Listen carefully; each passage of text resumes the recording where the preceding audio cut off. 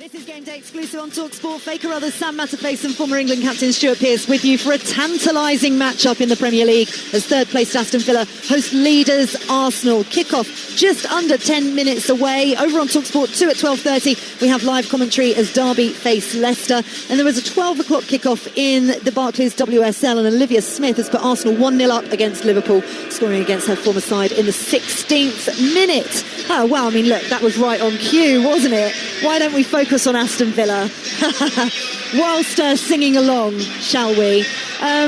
We heard there in that opening package Watkins and Rodgers. Watkins back in form. We were talking about him earlier on in terms of getting back in the goals after a stop-start season. Morgan Rodgers has been playing a lot further forward in recent weeks as well as part of the front two, but we don't really know whether they're going to be playing this formation today or not. Sam, what say you? I think they'll go back to a more conservative 4-2-3-1 formation. I think when they don't have the ball, and I think they'll sit in a low block for quite a lot of the game.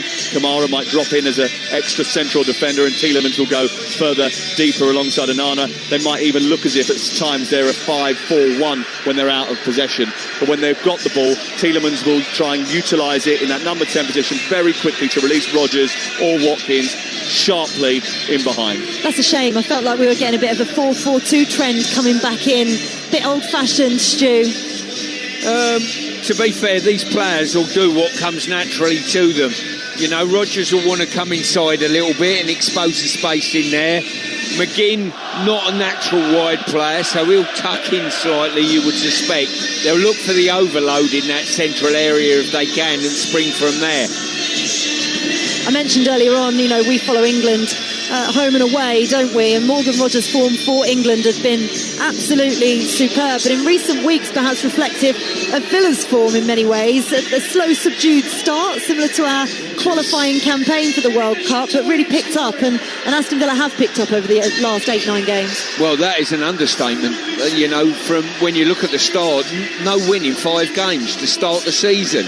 And we're only 14 games in at the moment, and they've got from that position to third in the league at this stage. And after the game, in an hour and a half, they could be actually second in the league, which is quite an incredible turnaround. I don't know if you heard the interview with Angelina Kelly this week that she did at the launch of the new Puma store with Morgan Rodgers. But what a fantastic discussion that was.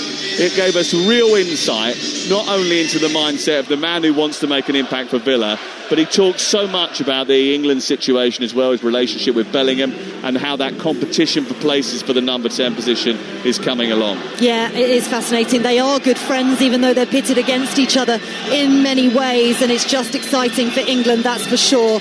Listen, can Arsenal extend their lead at the top of the Premier League table, or will Aston Villa close the gap and cement their title credentials? Let's find out. Exclusively live here on Talksport, in the company of former England captain Stuart Pearce and your match commentator Sam Matterface. Oh, I like this, Stuart, don't you? What? The music, the fire cannons, the fireworks. The fire cannons are rather pleasant, actually, warming us up just nicely. Yeah, thank you, Faye. Welcome to Villa Park, where it has been drizzly all day, but the cloud has started to dissipate. There's a bit of blue sky in the air as well, but the fire cannons are the ones that are drawing the eye, shooting flames into the afternoon as Villa and Arsenal prepare to do battle. Now, yesterday we had all the glitz and glamour of the World Cup draw. Maybe you spent last night watching Tinseltown or The Grinch, Elf, or the best Christmas film of all, Die Hard, whilst putting up your tree. In truth, it's great to have a bit of cheese at this time of the year. You can just lean into it, can't you? Anyway, I'll promise you, nothing will come close to what Talksport has on offer. The Festive 50 is right up there in terms of entertainment, and this is one of the jewels in the crown. Aston Villa and Arsenal step out onto the Villa Park surface, and there is a huge noise to greet them. It's been a wonderful life for Arsenal in the second half of 25, unbeaten in 18, 5 points clear, and with the chance to knock away yet another challenger. But if they win today, Villa goes second and within 3 points of the leaders. Emery's team have won 8 at home in a row. They've come back from 2 down to win at Brighton and have unlocked Ollie Watkins, who has got his first goal since September. In fact, since summer turned into autumn, no one has taken more points than Aston Villa, and boy, wouldn't Unai Emery love to deliver Arsenal a nightmare before Christmas. Here are the two teams, starting with Aston Villa, wearing the claret shirts with light blue sleeves and white shorts and light blue socks. Emi Martinez is back in goal. It's a back four of Cash, Konza, Torres and Another and holding midfield with McGinn, Tielemans and Rodgers behind Watkins in attack. Arsenal in their change kit of white shirts and dark red wine shorts and socks have Raya in goal, White, Timber, Nkapia and Calafiori the back four. Zubamendi will hold with Erdegaard and Rice in the 2-8s. Saka, Marino and Eza are the three-pronged attack. Our referee today is Peter Banks. The VAR is Darren England. And we've got live coverage throughout the course of the afternoon of all the big Premier League action. There's quite a bit today up and down the country. Adrian Durham will take you round the grounds from 3 o'clock as Bournemouth take on Chelsea, Everton, Nottingham Forest, Manchester City take on Sunderland, and Newcastle, Burnley and Spurs, Brentford take centre stage. But I have to tell you, this is the game of the weekend. This is the one that everybody is talking about, Stuart Pearce, because it is so pivotal to both teams' fortunes. It certainly is. First versus third tells you absolutely everything. The team in third position, home field advantage, and they'll be looking to make a statement today that says we're in the title challenge. No matter what you think, Piercy, we're in the title challenge. So let's see how that develops. And on the Christmas theme, I shall be at It's a Wonderful Life on Christmas Eve at my local cinema, I've the heard Rex. about this, yes. Beautiful. What a film. But it's not just a normal cinema, is it? You like to go for the posh seats, don't you? You've got a It's little Art table. Deco. Yes, I know. Art Deco. I know. And this is an Art Deco game. It really is. Certainly well constructed and beautiful to watch most of the time, both of them. And remember, we will take you ground hopping with Adrian Durham at 2:30. So if you are home alone or out shopping for gifts, download the app and you can get all the action delivered to your phone. The Festive 50 continues with FA Cup action tomorrow, and Monday night football comes from Molineux as Wolverhampton Wanderers, still winless, take on Manchester United. But we start this weekend at the fortress that is Villa Park, where the whole end roars and Aston Villa rarely lets their supporter base down. Unai Emery's team have lost just one of their last 31 games here. And Stuart Pearce, there's every possibility that they could find a way to beat Arsenal this lunchtime. How did they do it? Well, listen, they've probably got to create more chances for Watkins. That goes not just for today, but certainly as the season goes on, to get his scoring rate up. I think if they're going to maintain what they're doing, as you alluded to, Watkins has got to sort of hit 15 to 20 goals a season, and he's had to cram that into a smaller space of time, if you like. That is for sure. And they've got to be very, very tight defensively against this Arsenal side that have got punch in all directions. Well, Arsenal had the opportunity to go into the top 3 of the WSL today with a victory over bottom-placed Liverpool. But Beta Olsen, the Swedish international, has equalised for Liverpool, who have struggled all season but are 1-1 currently away at the Emirates. We're starting here at Villa Park, and immediately the ball is sent back towards David Raya, who slips on the greasy turf as he sends an elevated ball up the pitch towards the Holt end. Aston Villa defending the Holt end in the first half and shooting from right to left, and Arsenal, the visitors in those white shirts, shooting from left to right. There is a lingering cloud of smoke that has befallen across Villa Park because of the pyrotechnics before the match. The two teams looking for an explosion early on, with Arsenal going down the right-hand side but running into an offside position and giving away a free kick. Just left of the 18-yard box, Pau Torres to take the free kick away to our right. And then he and Emi Martinez have a little discussion. They leave it, they wait, they slow the game down. They don't want to get into the helter-skelter nature of the Premier League match too early. They'll quite happily take their time, and Emi Martinez will come out and re-spot the ball and start again. It'd be interesting to see, actually, Stuart, how Villa start tonight, because they were scruffy in the first half against Leeds. They went behind early. They weren't brilliant against Young Boys in the first few minutes, struggled to assert themselves in the first half against Wolves, and went 2-0 down against Brighton before their stunning fight back. That in itself is a catalogue of disasters, really, and that probably sums their season up a little bit. They've not hit the straps yet. They've not really been that clinical in all their performances, but they're well organised, they're well coached, and they find a way. Ben White heads the ball into the air, drops down for Zubimendi, who hooks it over the top towards Ødegaard. Mikel Merino is beaten in the air by Torres, and very congested on the middle strip of the pitch, right on the halfway line here. Declan Rice manages to bring it down. He's being pursued by John McGinn, who wins that challenge from the side, takes it off him. Ben White picks it up, and Arsenal retain possession on the edge of their own penalty area with the stocky Urian Timber. He guides it back to his goalkeeper, David Raya, and he just keeps the ball rolling under his studs. Yeah, we've just seen there exactly that formation where you think John McGinn just tucking in, Declan Rice picks the ball up in central area, and it's John McGinn tucking in from that right-hand side, getting a good challenge in, but making sure there's a number ascendancy for Villa in the central area. And just to confirm that Tielemans is playing in the 10, Rodgers towards the left, McGinn towards the right, but both of them coming centrally. Rather narrow formation from Villa. Similarly for Arsenal, it's almost like a 4-4-1-1 with Declan Rice and Ødegaard taking it in turns to try and get up in support of Merino. Eze will come in from the left flank. Saka will stay a little bit wider on the right-hand side. And there's no press on here from Arsenal, and Emi Martinez can just hold the ball inside the D quite happily, and then bait the press, and then pick it up and roll it out to the far side.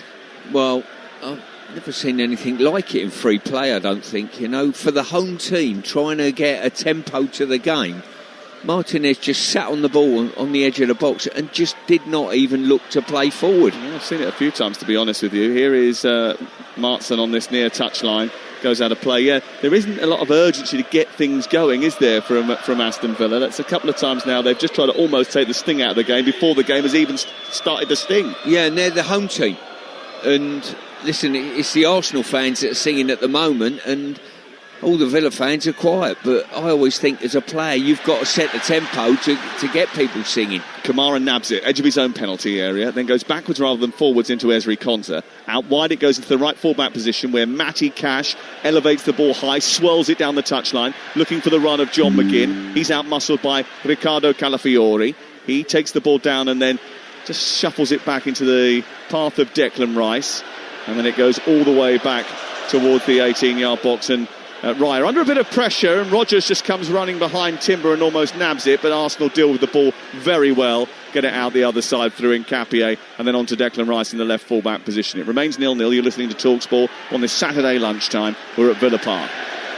Yeah, great play there by Timber. I thought he was going to get caught by Rodgers there on the press, but he just was fully aware of what was coming.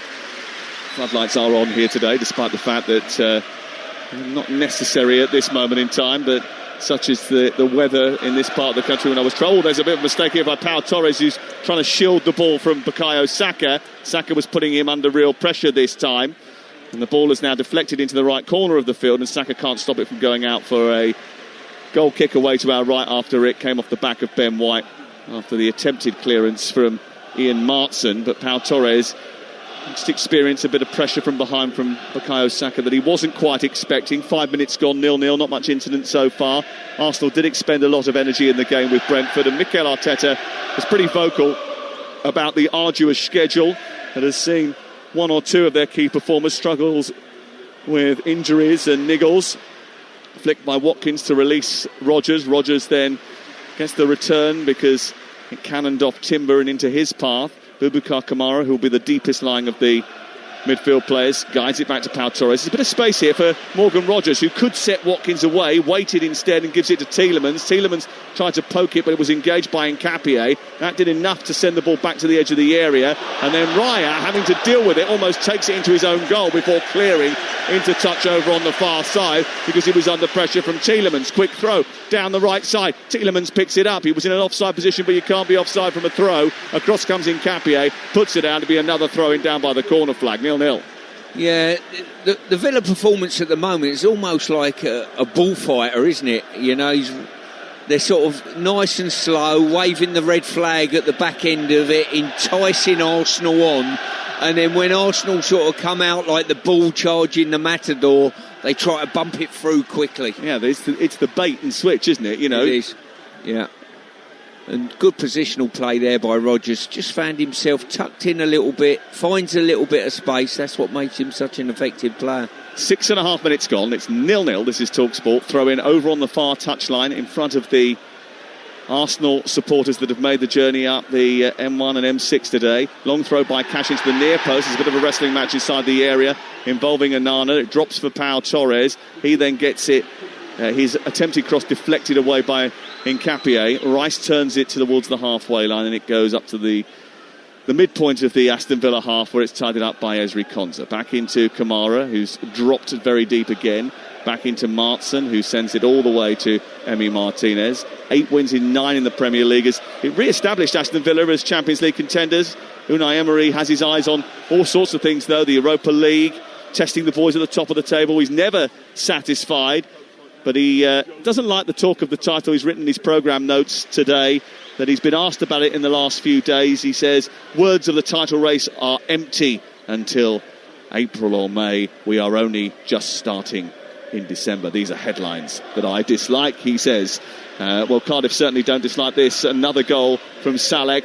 Yusuf Salek getting a goal that's put Cardiff, the league leaders in League One, in front against Huddersfield. They lead by 1-0. It's 0-0 here.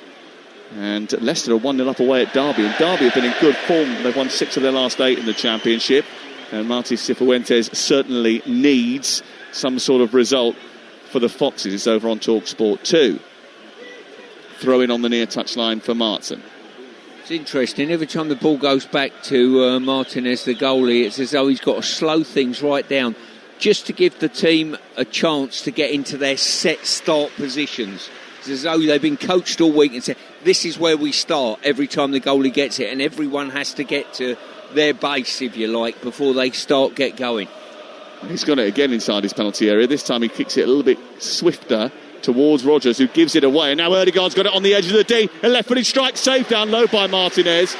And that, I suppose, gives an indication as to why they ensure that everybody's in position, because he rushed the clearance out towards Rodgers. They turned it over quickly, Arsenal, and came up with their first shot on target. Yeah, that is the problem. Marino's got it again here, and it's given away, and he's just overhit the pass down to Saka, who does brilliantly to keep it in down by the touchline, although the assistant, after a bit of hesitation, decides to give the goal kick away to our right-hand side. But there was a bit of a moment of panic there for Aston Villa, not once but twice, Stuart. Yeah, there certainly was. And both occasions come from Villa being hurried and pressurised by Arsenal. And Moreno should have done a lot better there. Received the ball in a good area, and he's passed to Saka. Should have been a two-touch finish. One to get it out of Saka's feet, and two to unload it. But he overhit the pass, and his frustration was there for all to see. I just wonder whether or not he was flagged offside rather than the ball going out of play. No. He should have been, because he was at least half a yard off as the ball came forward. Here is McGinn down the left in towards Watkins, who's trying to get in behind. He goes past one defender, can't get past the second, does get it back, then shoots towards goal. It's a brilliant save down low by Raya. Excellent. Declan Rice was down on the edge of the centre circle, but they were breaking away. Calafiori was down on the edge of the centre circle, but they were breaking away, and Ollie Watkins almost took full advantage. They switched the play to Earls the right. Tielemans looking for the run of Cash. Can't get hold of it, it's cleared away. But Watkins chopped inside past one defender, lost it. Timber won it back. Then he managed to win it back again and chop back inside Nkapie again. He got his shot away. It was brilliantly saved by Raya. Yeah, it certainly was. As I say, good play into Watkins. Watkins was dogged in keeping the ball.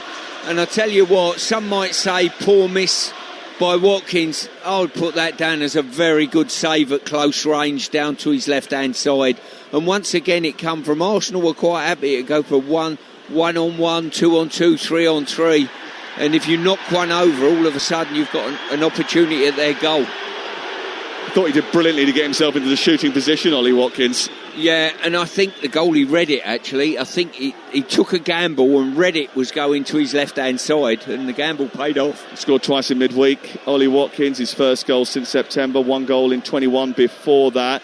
He has a very good record, 6 in 10 against Arsenal. Usually is a thorn in their side, and he almost was again there. We've played 11 and a bit minutes. You're listening to Talksport, and it is Aston Villa 0, Arsenal 0 on Talksport. Left-footed clearance upfield towards Watkins by Emi Martinez. His header goes straight to Declan Rice. Cash picks it up, though, as the ball runs loose to the right side of the Aston Villa half. And now it's picked up by Boubacar Kamara into Tielemans. Such great manipulation of the football, and he rolls it back and then releases Rodgers. Rodgers on the edge of the D, tries to feed it into Martson. If he'd quick released that a little bit earlier into Watkins, he might have been in behind.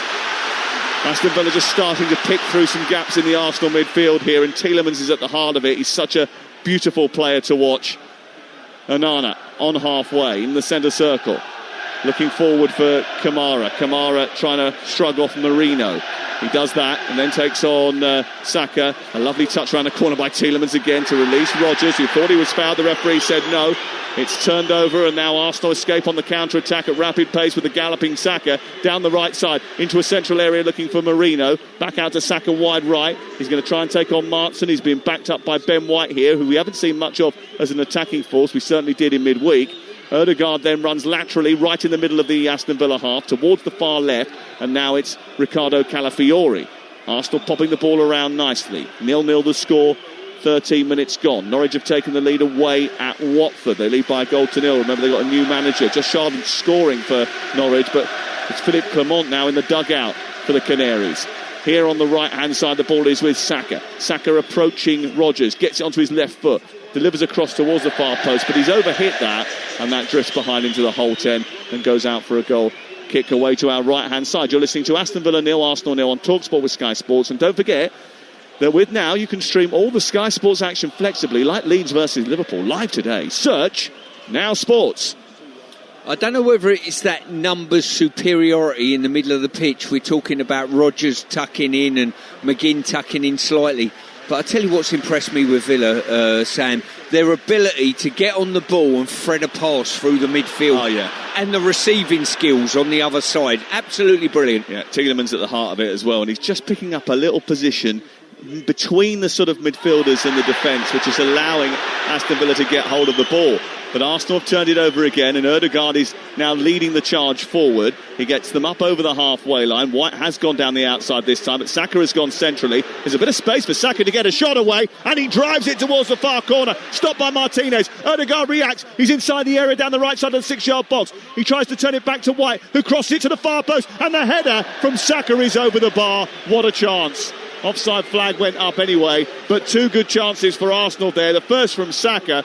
He had far too much space on the edge of the penalty area there, Stuart Pearce. Yeah, he certainly did. And as I say, he's opened his body out. Perfect for him coming onto that left foot. And you thought, is he going to curl it far corner? Or he closed his foot, went for the near corner, and Martinez, I think he got caught between catching it and parrying it and left it in the danger zone somewhat. Yeah, Ødegaard was very quickly onto it. Arsenal very quickly onto another clearance that Aston Villa have gifted away. And it's picked up by Eze, far side the left, chopping once and then twice, and then a back heel into the path of Marino. Smacked away by the Aston Villa defence. Riccardo Calafiori takes over, and now Timber joining the attack 5 yards back from the 18-yard boxes.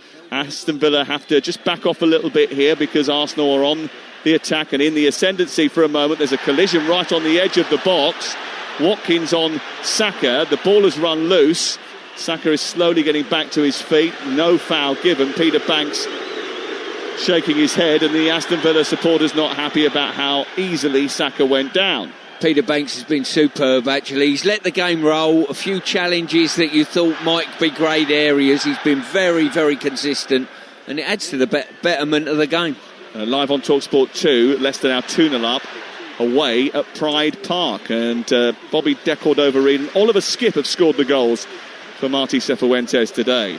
Here is Tielemans turning about 10 yards in front of the centre circle inside Arsenal territory. We're in the Trinity Road stand, the main stand here at Villa Park. Stuart Pearce and I just left of the halfway line, midway between the edge of the penalty area and the centre circle. And looking out on Aston Villa coming forward towards this goal in front of the big North Stand away to our left. Here is Conser comfortably playing the ball across to Pau Torres, who strides out with the ball at his feet, looks up, plays it wide to Martson, a forward-thinking left-back who gets up high here, produces a cross which is blocked easily by White. Then it's turned over. Saka comes away, wriggling with the ball at his feet, moves it into midfield. Marino gets it caught under his feet, and Kamara was there to win it back very quickly for Aston Villa, 0-0.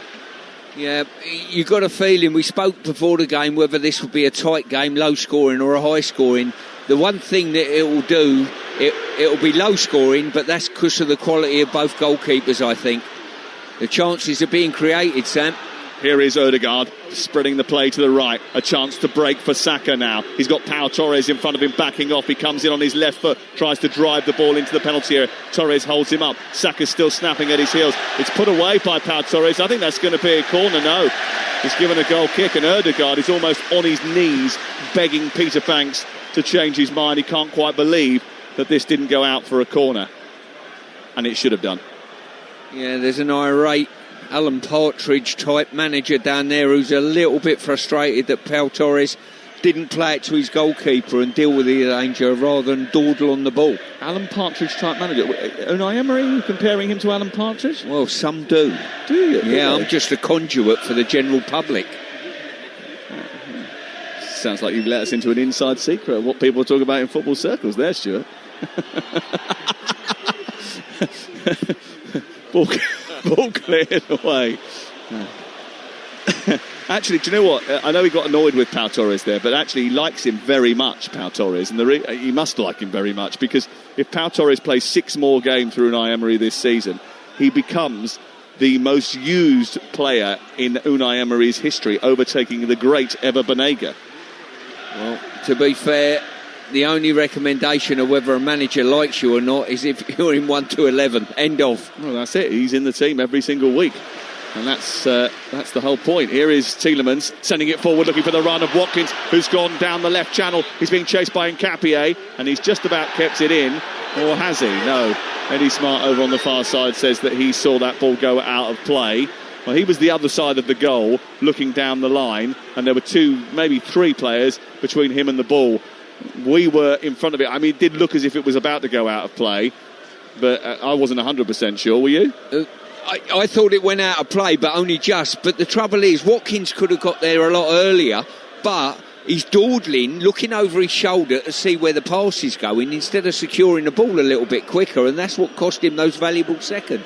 Well, Arsenal arrive at Villa Park protecting a formidable 18-match unbeaten run in all competitions. It stretches back to August when Dominic Szoboszlai scored that free-kick goal up at Anfield.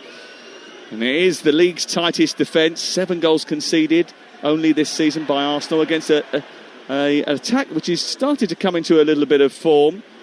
And Arsenal have an incredible clean sheet record, 14 clean sheets in 21. And if Watkins is going to continue his renaissance, then he's going to have to be at his very, very best today. Things are a little bit different because Saliba and Gabriel are not in the team today, but still Arsenal are posting very impressive clean sheet numbers.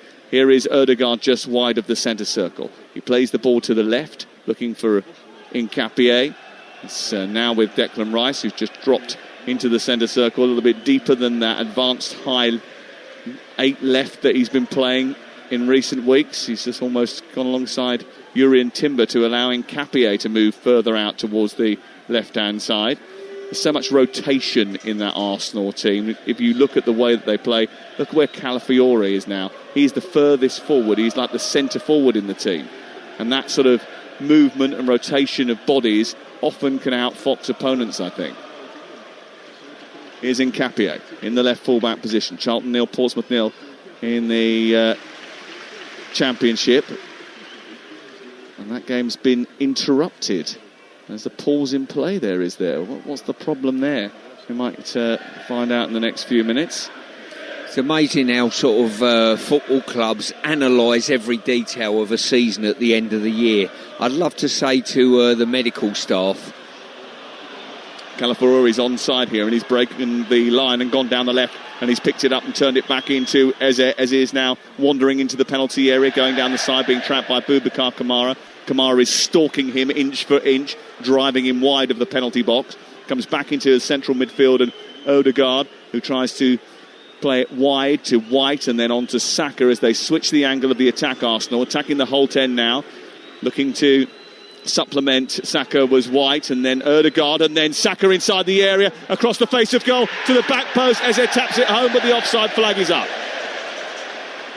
Well, it was brilliant movement. It was excellent, well choreographed play. They were patient, they switched it from one side to the other, and they pieced together an attack which absolutely prized Aston Villa open. The only issue is was Saka offside when he received the ball the second time, and the answer to that is yes. Yeah, I've got to say, great defensive line. They all stepped in unison there and got him offside.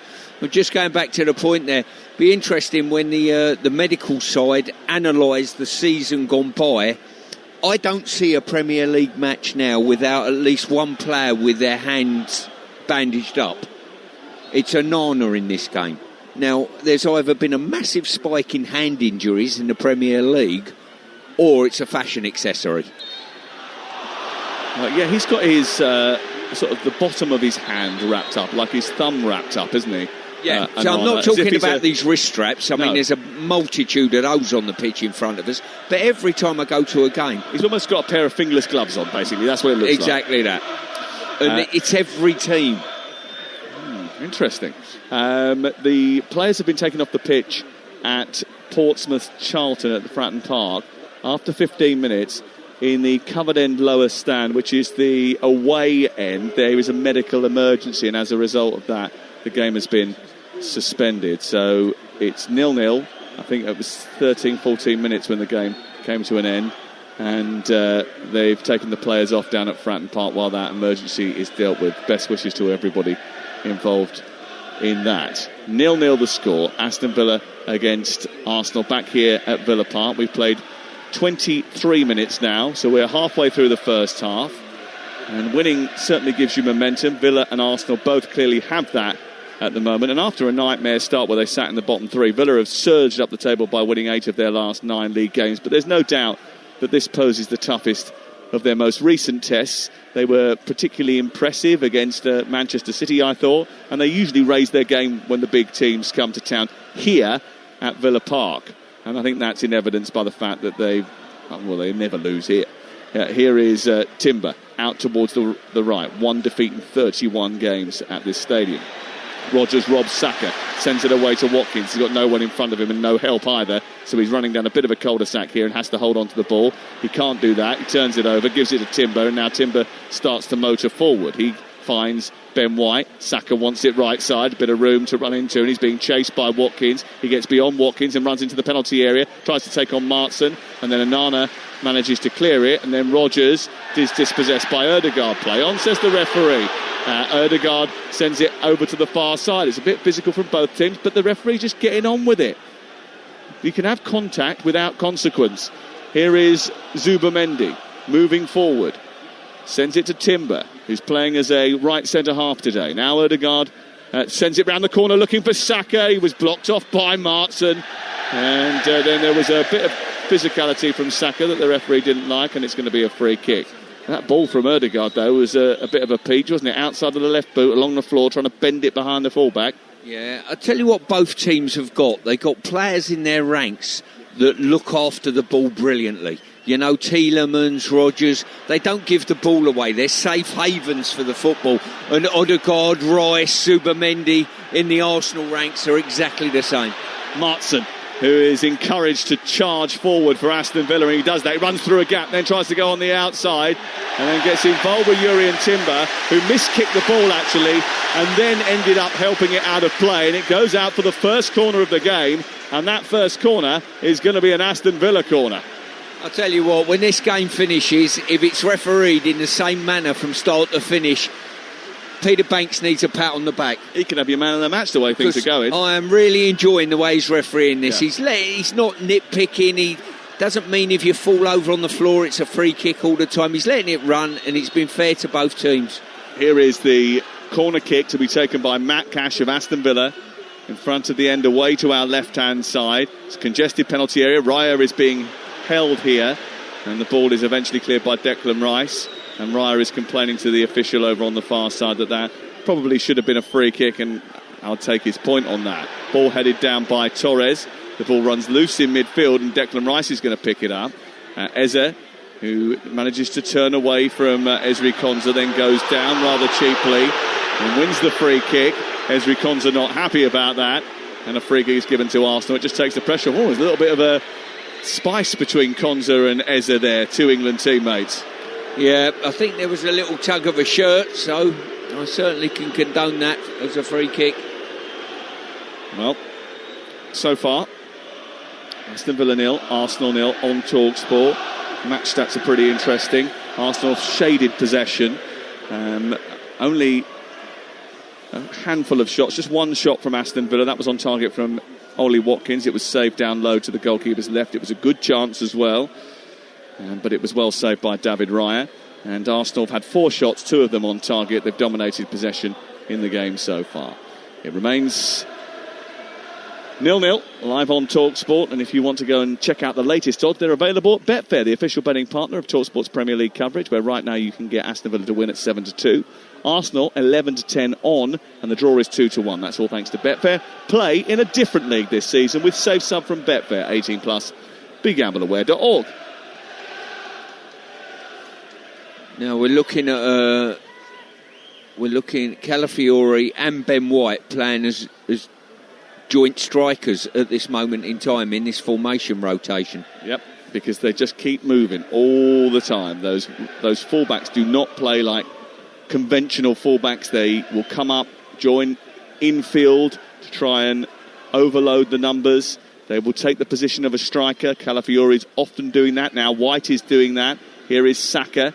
And he tried to feed White, but he wasn't there to receive it. And it's cut out by Watkins and then picked up by Tielemans and then sent wide towards Rodgers. And Rodgers now trying to take advantage of a misshapen defence. Bends across into the box. It's fended away, but only as far as Matt Cash. And it's blocked by the back of Declan Rice, who got in front of that to shield his goalkeeper, who was a little bit exposed because Cash was coming in far side and had no marker in sight. Yeah. Good ball in there by Rodgers. Not the cleanest of crosses, I've got to say.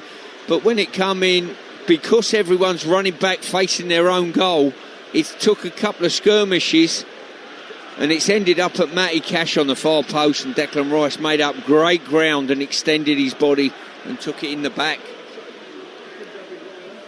There's that sort of commitment, that desire to ensure that the clean sheets that are so often the currency in which Arsenal trade are protected and held. And at the moment they're yet to concede here. 29 gone. Aston Villa 0, Arsenal 0. The sunshine coming out above our heads here at Villa Park. Raya again just looking around, scanning to see where Rodgers and Pau Torres are as the ball, as an in-swinger comes in. He gets a little flap at it, but enough of it to push it away. He did feel as if he was fouled that time, and so did Peter Banks. And the free kick is given to Arsenal inside the 6-yard area. I don't think your mate is happy about that, Unai Emery. No, he's not too happy. There's a little bit of... Yeah, I'm not sure there was too much on the goalie. He's got a player in and around him, I understand that. Yeah, well, who knows? Who knows? It's interesting, you see, Declan Rice has got a cross there, and you look at our profession and the small margins you're talking about. Declan's taken one on the side of the back that's put it out for a corner. And in the week, I've seen a Jack Grealish shot that probably wouldn't have gone in, that took a big deflection that has. One's come off Van Dijk as well, that's wrong-footed the goalie. Those small margins are quite incredible. Rice tucking it back to Calafiori as Arsenal play out from the back and try and build from deep. Marino gets contacted from behind by Onana. That's going to be a free kick just short of the halfway line. Onana is complaining, saying that he got the ball. Well, I've got to say, on the grounds that we've let a lot go before that, I would have let that go as well. I think that's a good challenge. There was a bit of contact on the follow-through, but... Just wonder if it's because he's coming from behind or just from the side. Yeah, but listen, the way that he's refereed the game up to now, I would have said, look, that's one to let go. But listen, let's not nitpick here. Yeah, let's not nitpick. Let's let him go. 30 minutes have already been played, and it is still Arsenal 0, Aston Villa 0 at Villa Park, or Aston Villa 0, Arsenal 0. And there are lots of games up and down the country to bring you up to date with, including in the Championship, where Leicester lead 2-0 away from home. In fact, 3-0. James Justin has got... No, that's Jordan James, isn't it? Yeah, I almost said James Justin. He's playing elsewhere now. He's at Leeds. Jordan James has scored the goal to make it 3-0. Norwich 1-0 up against Watford. That Charlton-Portsmouth game is still suspended. Arsenal women and Liverpool women locked at 1-1 at half-time. Remember, Liverpool bottom of the pile and having a really tough season. Top of the table, Cardiff in League One are leading Huddersfield by a goal to nil. Beleaguered Plymouth 0-0 with Bradford. In League Two, Colchester 0, Gillingham 0. You're up to date on Talksport. Adrian Durham takes you round the grounds from 2:30 this afternoon. Remember, we've got live commentary from the Champions League in midweek, and we've got loads of them, including Arsenal's game against Club Brugge, which is on Wednesday night. So that's on Talksport 2, and Aston Villa away at Basel. And next Saturday, the 13th of December, we've got another late kickoff. Is that you and me again, Arsenal against Wolves? Are we doing that one together? Yeah, indeed we are. I'm thinking again, I might be going to Wimbledon Mansfield that day. It's an early kickoff. See Nige. Okay, and then you're going to come down afterwards? Yeah, I think so. Good stuff. Do double dipping. I was thinking of going to Chelsea that day. So, Izzy, if you could sort me out a pass for that Chelsea game, I'll go in afterwards. No, you're shaking your head. She's not going to do that. Okay. Zubimendi going forward out towards the left-hand side. I'll buy a ticket, don't worry. Or I'll go in under Scott Minto's coat or something like that. Ball is out of play over on the far side. Calafiori to take it 20 yards down the left touchline in front of the Doug Ellis stand. Over on the far side, he throws it in towards Marino. Marino tries to turn and twist, and across goes Kamara, and the ball ricochets out of play over on the far side. Very little goal mouth incident. Martinez has made a save from Saka, and Raya has made a save from Ollie Watkins. You're going to have to be precise to beat one of these two, and you're also going to have to construct good quality opportunities. And again, both teams are very good at limiting those, Stuart. Yeah, they certainly are. It's two outstanding teams on good form at the moment, showing some great talent. Goalkeepers have done what they've had to do to make it difficult, and chances, clear chances, are a premium at the moment. Rodgers hooks the ball over the top of the Arsenal defence and sends Watkins away. Tielemans joining the attack. He cuts in right-footed, but he never looked confident as he struck that, and it bounced off the defender and goes out for a throw-in on this near side. I just wonder, Stuart, if that was the best option for him. No, it wasn't. He's playing like a centre forward who's a bit short of confidence. He's let one run out of play. He's one's run under his foot and give it away, and it's just those small margins. Once he gets a couple more goals under his belt, he'll play with a little bit of, he'll be more relaxed, more freedom. Well, McGinn has played the ball behind Rodgers and given it away to Bukayo Saka. He's turned it into Rice, who's found Eze just short of the halfway line, and now Arsenal can come forward with 11 minutes to go before the half-time whistle. 0-0. Here is Jurrien Timber. Out to Odegaard. Odegaard trying to cut in past to Tielemans, and he finds Declan Rice, who's been a little bit restricted in terms of his position. He's been a little bit deeper than usual today, Declan Rice. Well won by Zubimendi, higher up the pitch. He exchanges passes with Ben White, then goes down the right side of the Aston Villa box, gets it back to Ben White. White into Odegaard, who's got space to get the cross in. He floats it towards the far post. Calafiori centres it back towards Eze. It's headed away by Pau Torres, and there was a bit of a tangle with Eze in the middle of the 6-yard box, which is punished by Peter Banks. It's going to be a free kick. But Arsenal, when they move the ball quickly down the sides of the pitch and get balls into the box, do look dangerous. Yeah, they certainly do. I mean, they've got enough punching wide areas to be that way inclined, and obviously Odegaard's been on the ball a fair bit. Just going back to your point about these two fullbacks of Arsenal going really high up, almost playing in the front line, and I think they go up there not to receive the ball, just to occupy people. So they're more talented players, and I use that reservedly. They're more talented players, can get on the ball slightly, probably 10-15 yards deeper than that, and cause a problem. Luca Kieramgaard has scored for Watford. 1-1 now in their game with Norwich in the Championship. 0-0 here as Aston Villa's Rodgers goes down the left side. He dazzles into the box, dances away with his feet. Tielemans digs out across to Kamaru, chests it down far edge of the area. Right side of the box is Cash, who comes a couple of yards out of it now. Retreats back towards the midway point and Konza, but they keep the pressure on Arsenal. Aston Villa moving forward with Pau Torres. He looks up, leaves it for Rodgers. And again, Tielemans saying, move the ball quicker. Here's Torres with a cross into the box. It's flicked away, comes back to Cash. And Cash finishes it brilliantly at the far post. There's nothing that Arsenal could do about that.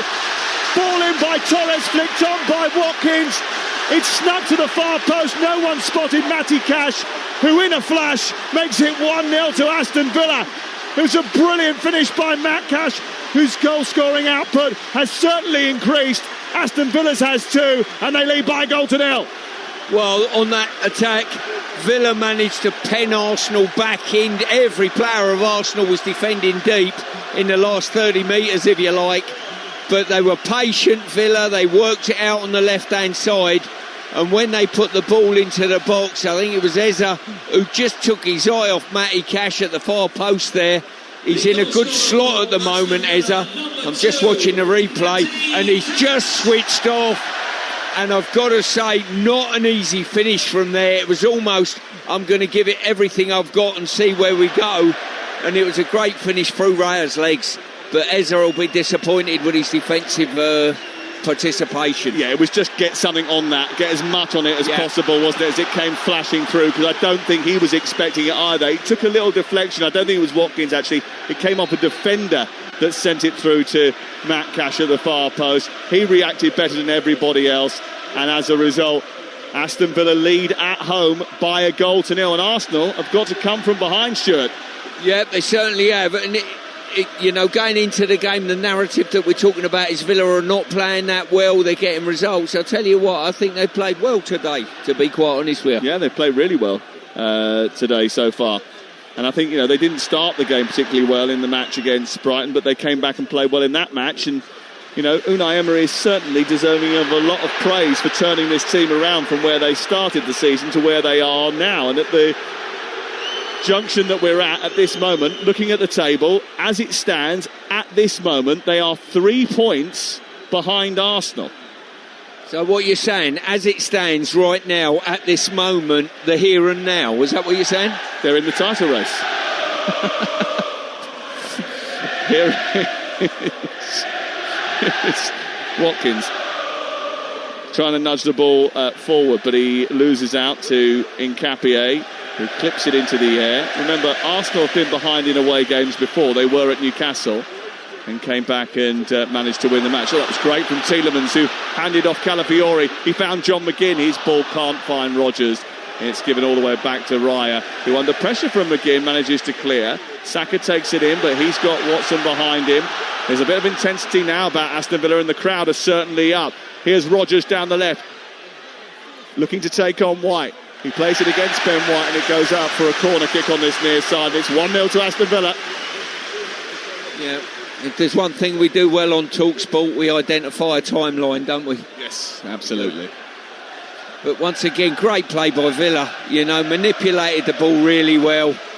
And Rodgers, when he receives the ball and attacks people, what I like about him, and I know as a defender, he manipulates the ball and he's on the move, which as a defender, you've got to deal with that. Every movement he makes, you've got to match it.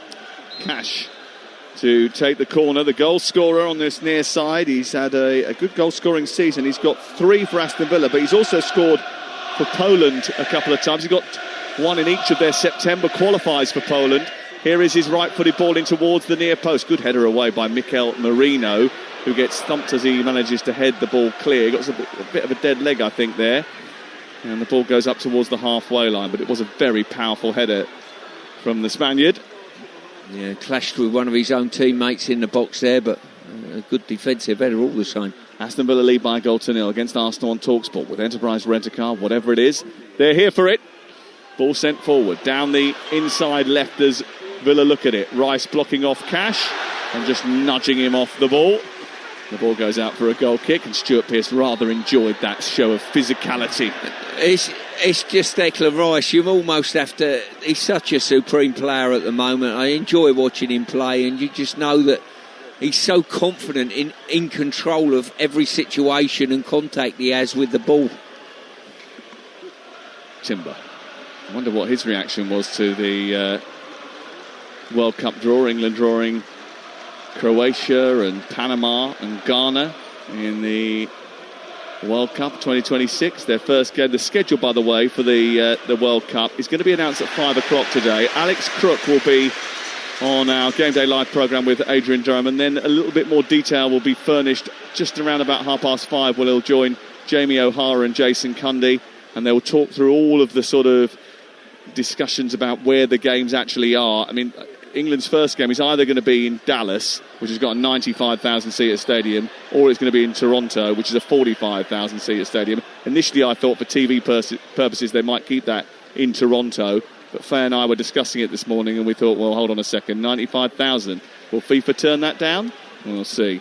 We'll find out at 5 o'clock. Alex Crook will bring you the news. He's been in Washington this week, partying with Donald Trump. Actually, I saw him doing the YMCA late last night. It's fun to stay at there. Yeah. Obviously not that fun because he's already back in England. Here is Saka down the right-hand side, trying to go down the outside of Martson. Gets to the byline, does brilliantly. Now he's in the penalty area. He tucks it back, and White connects with it, but with no venom whatsoever. He wafted his right foot at it, and it was an easy save for Emi Martinez. Top quality wing play there, I've got to say, by Saka. Really, really good. Cut it back, and he gives the fullback a great opportunity, but as you say, had a swinger at it, but nothing consistent. White is at the other end now, getting it back to his goalkeeper, who just about finds Timber with the pass. He travels down the right touchline, hands it off towards Bukayo Saka, and it remains 1-0 to Aston Villa. And if it stays like this, and I'm caveating it, if it stays like this, Aston Villa will be second in the table, 30 points from 15 games, 3 behind the Arsenal. Here is Zubamendi in the centre circle, playing it to Timber. Out to the right it goes now, and Bukayo Saka. Saka looking to try and take on Ian Martson. Odegaard comes across, looks to try and unpick that tightly packed defence. Look how many claret and blue shirts are back behind the ball now.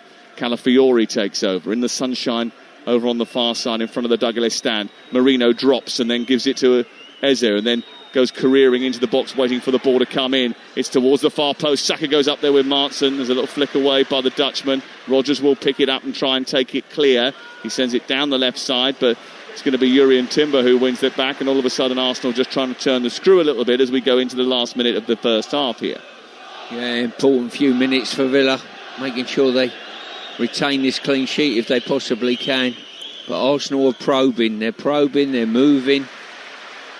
Saka trying to send it round the corner, but it was well defended. Declan Rice has pinched it from John McGinn, though, and he's motored up to the edge of the 18-yard box, and he struck the ball low towards the far corner of the net, but he didn't, again, get the power behind it that was required to shape it past Emi Martinez, who makes a routine save down to his left. But it was a brilliant pinch. It was, that's his forte. Certainly poor effort when he opened his body up. No pace and power, but you get the impression some of the best chances are going to come from turnovers, Sam. Yeah. It's been a really good first half to watch. Here is Rodgers down the left-hand side. It's 1-0 to Aston Villa. He plays it against Ben White, who's going to try and stop it from going for a corner. He did, and Rodgers wasn't anticipating that, so didn't put him under any pressure. That allowed him to get out, and now Saka has got away down the right-hand side. He's dragged to the floor by Martson. Going to be a free kick, which they want to take quickly, which I'm not sure they're going to be allowed to. And we're going to have one additional minute at the end of the first half in terms of added on time. This is Talksport. Sam Matterface alongside former England captain, coach and manager at one stage, Stuart Pearce, who's alongside us in the commentary box at Villa Park. Calafiori just got a little bit befuddled, but managed to pick it up again, sent it centrally into Rice. Well defended by Ezri Konza, and breaking away was Tielemans.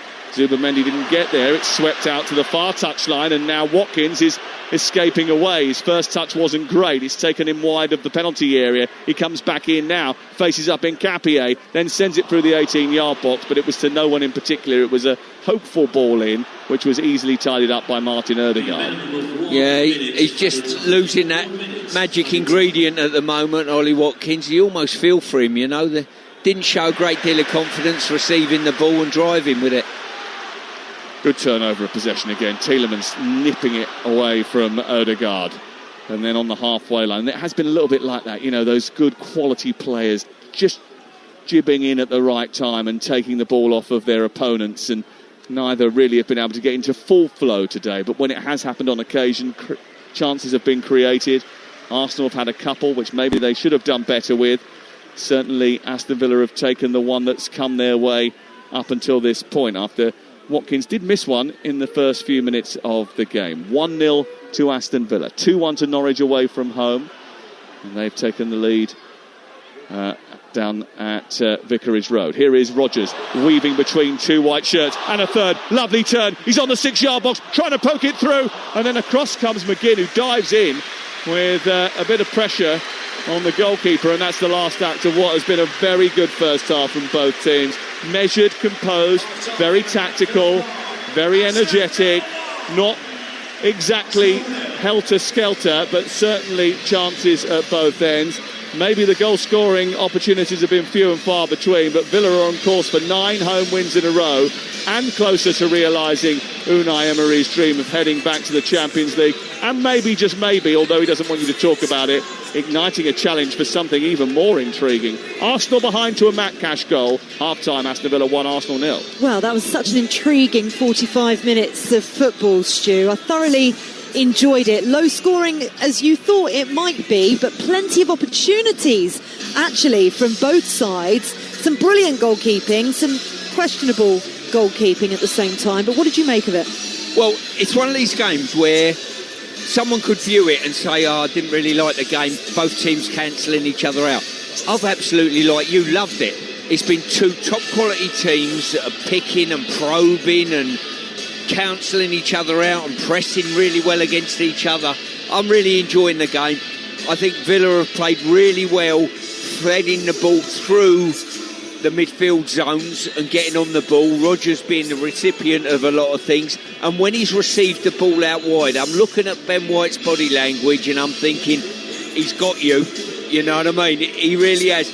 And for Villa, they need to keep supplying Rodgers on this side. For Arsenal's point of view, Ødegaard's getting on the ball a lot, and his creation with Saka on this right-hand side is going to be key to them. Yeah, Saka's been the bright spark, hasn't he? The last opportunity that they had, actually, I mean, you don't really want Ben White to be standing there in the 18-yard box receiving a ball like that, because he tapped it to the keeper. You want someone who's going to absolutely welly it through, because it was a brilliant ball to him from Saka. Yeah, he didn't get the contact particularly right, that is for sure, but quite often you're getting these defensive players in advanced areas. I wouldn't say that wasn't a situation of a decoy, but sometimes you're getting them in there to occupy somebody so Ødegaard and Rice and Marino can get on the ball. Equally, you know, you need as many bodies in there as possible, and it feels like it's been congested in both boxes, because you were talking about it being narrow, and it very much feels like that. Yeah, yes, that's definitely been the case. Villa are making sure when Arsenal have got the ball, the wide players are closing in slightly and saying, we don't want you playing through the middle of us. That's why they've had to go out wide into the wide areas.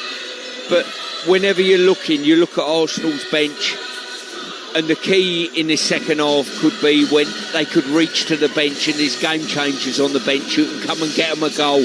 I'm not sure Villa have got that. I think they've got to, without any disrespect, they've got to probably do it with the 11 that are on the pitch. Well, and this is what's going to be interesting. Does Unai Emery decide to shut up shop effectively to keep Arsenal out? Or if Arsenal get themselves an early goal, I feel like this game is going to spark into a different level. I think Villa's game plan from the offset, as we saw with Martinez getting the ball and saying, I'm in no hurry. You know, we're at home, but I'm in no hurry. You've got to come on to us. Now they've got the goal advantage. They can do that even more. They can say, as long as the game goes on, the scoreline stays the same. Come on, Arsenal. And I tell you what, Arsenal were quite happy to go sort of 1v1, 2v2 at the back, and then it's down to Watkins. Hold that ball up slightly better than you can, and when you get turned, be a bit more clinical with your passing and finishing. Martinez almost played himself into trouble a little bit with that, though. That shot from Martin Odegaard, because he'd, dallied a little bit too long early in the first half, could have caused him a few problems, that's for sure. It's going to be fascinating, no doubt. Mikel Arteta deciding whether or not he's going to bring some of those brilliant players he has at his disposal on the bench very shortly. Let me just keep you updated with everything going on elsewhere, especially across the EFL and the WSL. Additionally, goodness me, Leicester, they've had such a torrid time this season, but 3-0 up they were in half an hour against Derby at Pride Park, and that's what it is at half-time. Norwich have taken the lead again at Vicarage Road against Watford. Oscar Schwartu has put them ahead after they've gone ahead through Josh Sargent. Luca Karamgard had equalised for Watford, but just coming into the closing stages of the second half. As we mentioned to you earlier on, play had been suspended between Charlton and Portsmouth because of a medical emergency. Elsewhere, going into League One, half-time in both those games, Cardiff lead Huddersfield by 1-0, extending their lead at the top of the League One table as it stands. Plymouth 0, Bradford City 0 is the other score there, and in League 2, Colchester 0, Gillingham 0. The last time I looked at Arsenal-Liverpool, it was 1-1, and that is exactly how it is still. Olivia Smith had put Arsenal ahead. Beata Olsen had equalised for Liverpool. If Liverpool can get 3 points out of this, which would be enormous for them, it would lift them off the bottom of the Barclays WSL table. Right, you're up to date with everything. This is Game Day exclusive on Talksport. Aston Villa 1, Arsenal 0, thanks to Matty Cash's goal. We'll get the latest odds next, preview some of the other day's action with Adrian Durham, and build up to the second half. Game Day exclusive on Talksport with Sky Sports. Stream over 50 live Premier League games this festive season flexibly with Now. Search Now Sports. 18 plus. Stream via internet. Terms apply. Hi, just leaving work now. Sorry it's a bit loud. Basically, so I was thinking we could get Mackey's tonight. Had a Big Mac on my mind all day, and delivery fee on the app is now from 99p. So, you in? Of course you are. Ha, love you. Bye. Exclusively on the McDonald's app. 18 plus. Service fee and small order fee may apply. Participating restaurants. Serving times and T's and C's apply. He's having a blinder. He's clipped the post. He's looking formidable. Then... substitution. His game might be over, but yours isn't. With Betfair's Safe Sub, your bet simply rolls onto the player coming on. Playing a different league with Betfair. Valid on selected leagues and markets only. Applies to singles, multiples and bet builder bets on qualified player outcome selections. Does not apply to odds boost. T's and C's and exclusions apply. 18 plus. Gambleaware.org. Games are stacking up as we ho-ho head towards Christmas. So give yourself a present with the Sun's free pull-out goals. With expert opinion and tactical analysis, you get it all with goals. And with unrivaled news from the Premier League to League 2, it has to be goals. Stay up to date on all the latest football action. Get your free copy of Goals every Saturday, Sunday and Monday, only in the Sun. We all fantasize about our perfect home. Watching the big game, cozied up in the snug. Another 7-0 win! Balmy summer nights with the kids playing on the lawn. We're playing real-life football! But come on, this isn't real. Listen, if you're serious about making your fantasy a reality, find out what your home is worth instantly with a free online valuation estimate. Get real about moving. Get on the market. Most common time to obtain an online quote between 1st of April 2024 and 30th of June 2024 was under 3 minutes. Excludes Northern Ireland. Incredible scenes here at the Village Hotel's Pub and Grill. Fans are taking their place in the fan zone with stadium-style seating, amazing views on huge screens, and we're underway. Lovely bit of dribbling there as she tackles the burger stack. Now they're getting down the wings. Sticky barbecue. Unbelievable. Oh, and he's hit the bar. And it's there! His favourite ice-cold beer. What a result! Catch every game live in the Pub and Grill at Village. Get in! Find out more at villagehotels.com. Same. Ho, ho, ho! Same. 3, 2, 1, hey! Same. Oh, thanks. Same. What does Santa call his dog? Same. Same. One word. 3 syllables. Same. Same. Sorry, it's a bit dry.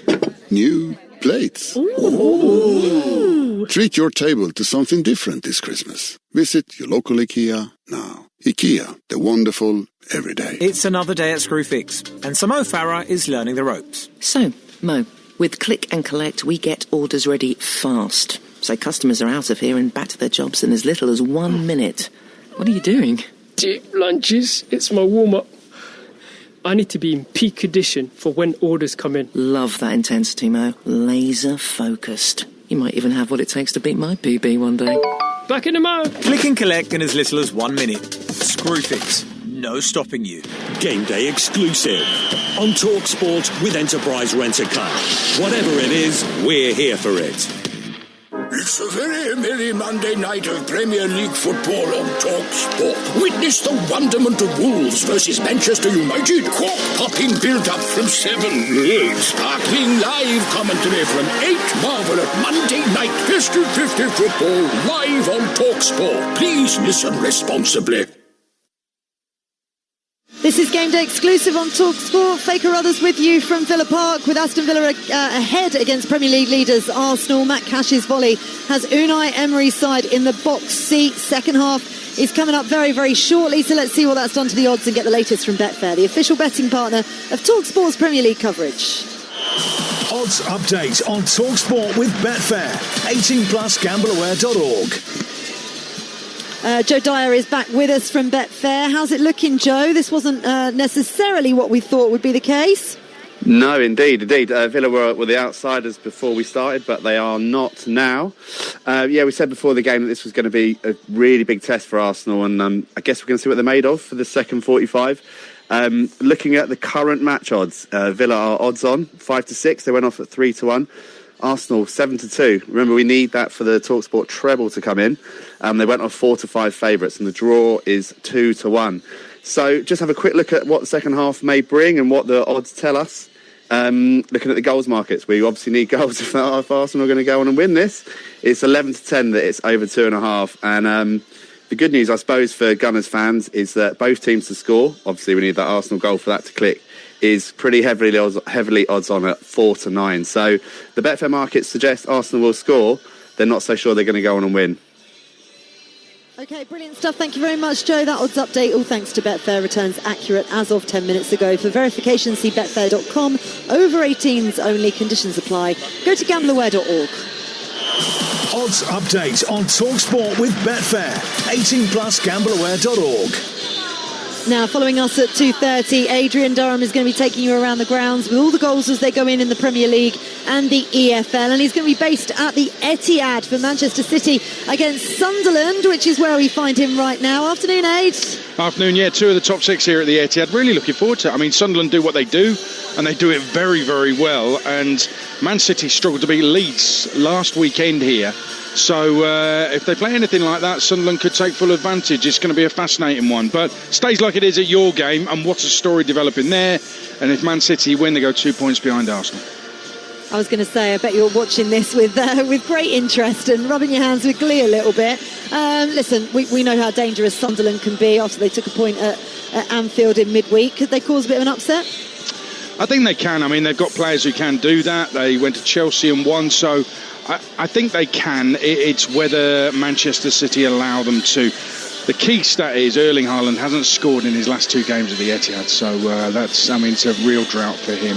He's got to work on that, otherwise his reputation could suffer. But yeah, listen, I think that Manchester City, on paper, everybody would say they will win it, but let's see what happens. Sunderland so unpredictably good this season. Yeah, without a doubt. Chelsea away at Bournemouth, chastening defeat at Leeds on Wednesday for them. Their team's got a high ceiling, hasn't it? They went toe-to-toe with Arsenal, beat Barcelona 3-0, but games like this, they tend to struggle in, don't they? It's Maresca's Chelsea, they're completely unpredictable, really. I mean, those 3 results you've just highlighted there, and the work they put in to get that point with 10 men against Arsenal, and then go to Leeds and just capitulate. They were so poor. Bournemouth 1 point from the last 5 Premier League games and on a real downturn. They've gone from 2nd to 14th in that run. So Chelsea, you would think, should be able to bounce back and do it. We'll see if Cole Palmer starts. He missed a great chance to make it 2-2 at Ellen Road after coming on as sub. He needs to get his game going ahead of the World Cup. Now the draw's been made. It's getting real. Hey, listen, that's what I wanted to ask you actually before the players come out. And I first of all just need to give you a bit of breaking news because Leandro Trossard is out warming up for Arsenal. We're expecting to see him in the second half of this game as we await the players for the second half. But quick one, I mean, it was bonkers, wasn't it? Which we kind of expected. Are you happy with England's group though, Aid? I was exhausted at the end of doing the show, I've got to tell you. But I actually really enjoyed it. Listen, I'm sitting in a room with Stuart Pearce. What's not to enjoy? But I heard earlier when you're talking about it, Sam said it's boring. Come on, mate. Please, come on. It's the World Cup. I didn't say it was boring. You did say England's group was boring. It's not boring at all. I said Croatia, having Croatia again was boring. We're not going to see him in the first game. That's basically what he's saying. He's not bothering showing up for it. Well, I'll tell you what, you stay at home and we'll all enjoy it. You stay at home. Honestly, there's nothing boring about this World Cup. Just keep making up stuff. That's okay. That's all right. You literally said your own it's boring. Reputations. I said Croatia were boring. Well, listen, I know the production team at Talksport very well, and I know that they are going to be picking that out because you did say it, and it will come back to haunt you, no doubt.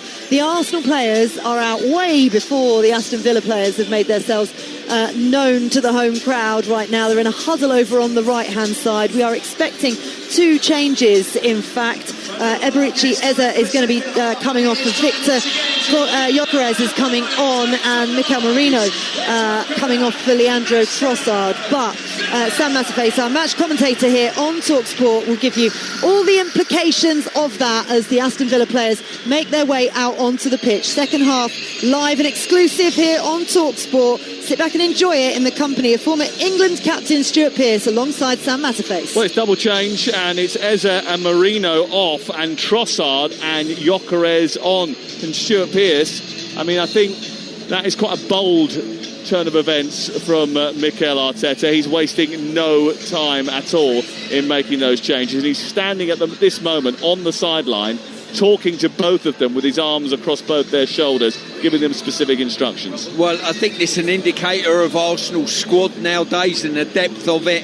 I was speaking with Faye at half-time about the power of Arsenal's bench. I didn't expect the changes that quickly. For me, probably, I didn't think either were that bad to come off, but he's obviously seen something and maybe a tactical approach as well, but it looks like a like for like. Charlton against Portsmouth has been abandoned.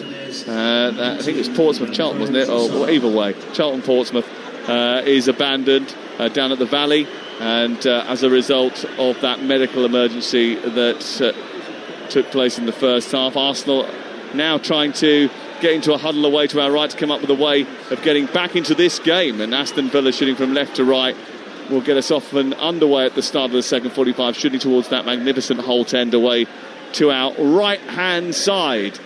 And it's claret shirts with light blue sleeves, white shorts and light blue socks for Aston Villa. It's white shirts and red wine coloured shorts and socks for Arsenal, who are trailing here and shooting from right to left. Those 2 changes I've already mentioned. The big ones for Arsenal, Eze and Merino off, Gyökeres and Trossard on.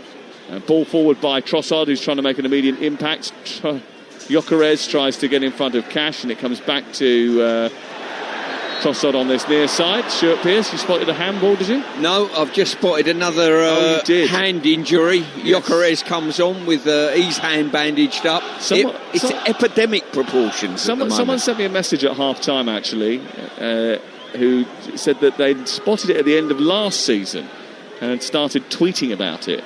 So it's been going on for a while. You're absolutely right to draw attention to it. Here is Rice, infield to Ødegaard as the quick free kick is taken 15 yards inside opposition territory. Ødegaard passes it on towards Zubamendi.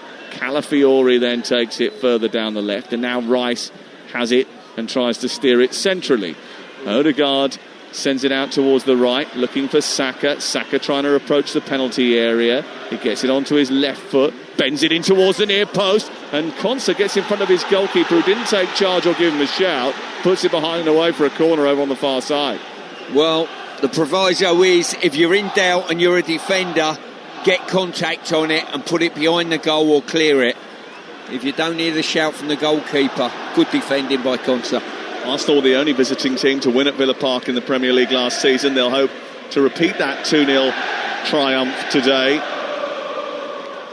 And they're brilliant from set pieces, as we know. No one has scored more goals from corners in the Premier League this season than Arsenal. And they're lining up their first one of the match here. Boubacar Kamara's got his arms all over Jurrien Timber as he tries to move towards the middle of the 6-yard box. It comes in, it's headed away by Ollie Watkins. Back out to the right side, and now it's with Saka again. Bent back in by Ødegaard towards the far post. And the goalkeeper has been challenged by his own player and lost possession of the football. It spills to Trossard, but he can't make the most of it. And eventually Emi Martinez has it back again away to our left. Yeah, once again Villa clearing it there. Both goalkeeper and was it Onana went for the ball, but you're better off having two rather than none at all attempting to clear it.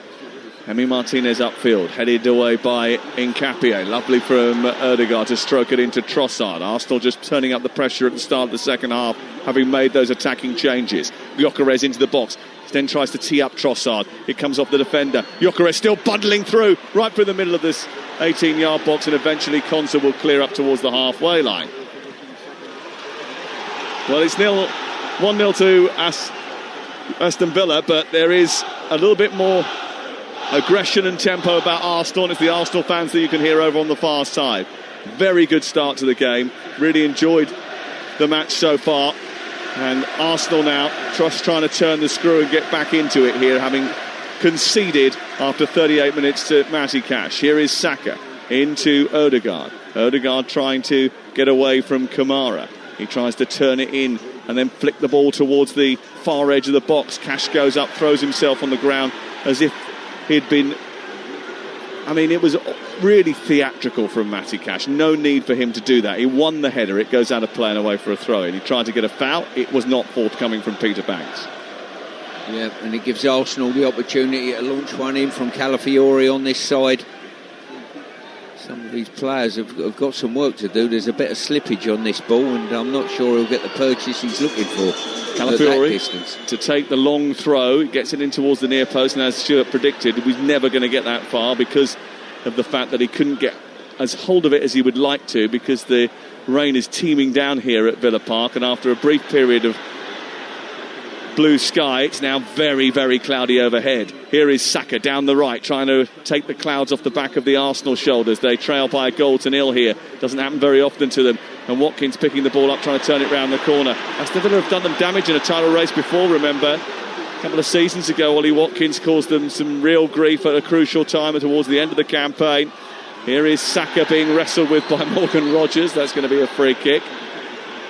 Yeah, once again, Watkins was the architect of giving the ball away a touch cheaply there. White into Ødegaard. Ødegaard with a flick towards the far post, and Trossard coming underneath it, hits it first time and drags it wide of the left hand upright. Oh, what an opportunity. Great opportunity there. Ben White just chipping one up to the far post, and the Villa backline stepping out like they did in the first half. In the first half they caught Saka offside. On that occasion Trossard went out with them, stayed onside and just pulled his volley a little bit too much. Good opportunity for Arsenal though, Sam.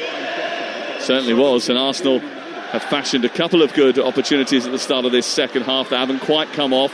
Have certainly signalled their intent with those half-time changes, and I thought actually when I saw Gyökeres emerging, I wonder if that's an admission from Arteta that they failed to sort of capitalise on the thing that we discussed prior to the match, which is having someone to run in behind that Aston Villa defence.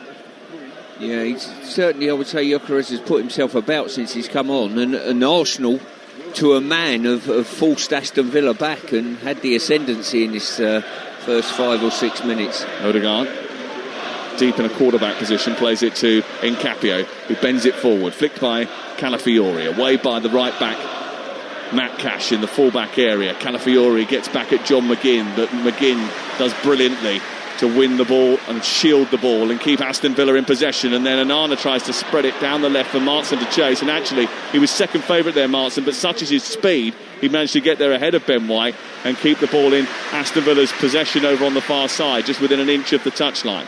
He comes back to Pau Torres, who travels through the centre circle. He then clips the ball out towards the near side. Cash brings it down, and it's all the way back to Konsa and then square to Pau Torres. Unai Emery facing his old club today. He's got a solid record against them. He's now won more Premier League games than any manager in Villa history as well, and he was honoured before the game, and they're in front here. But here come Arsenal with Ødegaard. Saka has turned it over. He's gone down the right side. A low ball towards the far post. It goes back to Trossard, and the substitute finishes it up after a mishap by Konza, and he fires the ball into the net past Emi Martinez and fires Arsenal back into this game. 7 minutes after coming off the bench, Leandro Trossard scores for Arsenal to level things up at Villa Park. It's 1-1. Well, if you ask the question, what do potential champions do and what do they look like? They look like Arsenal. They go in at half-time 1-0 down. The manager makes solid substitutions and sends a message to the squad, we're here to win this game. They've put Villa on the back foot, and here they come down. Just looking at the replay of it, the ball's gone across the face of goal. It's that supply line that is Saka, and one of those substitutes at the far post putting the ball in the net. Yeah, maybe a little bit unfair on Ezri Konza, who just got himself in a bit of a tangle as the ball came off Martinez. He couldn't turn quick enough to try and clear it, and then he couldn't get out to it. But certainly Leandro Trossard was not in a generous mood, and he immediately dispatched that and passed Emi Martinez to make it 1-1, and all to play for here.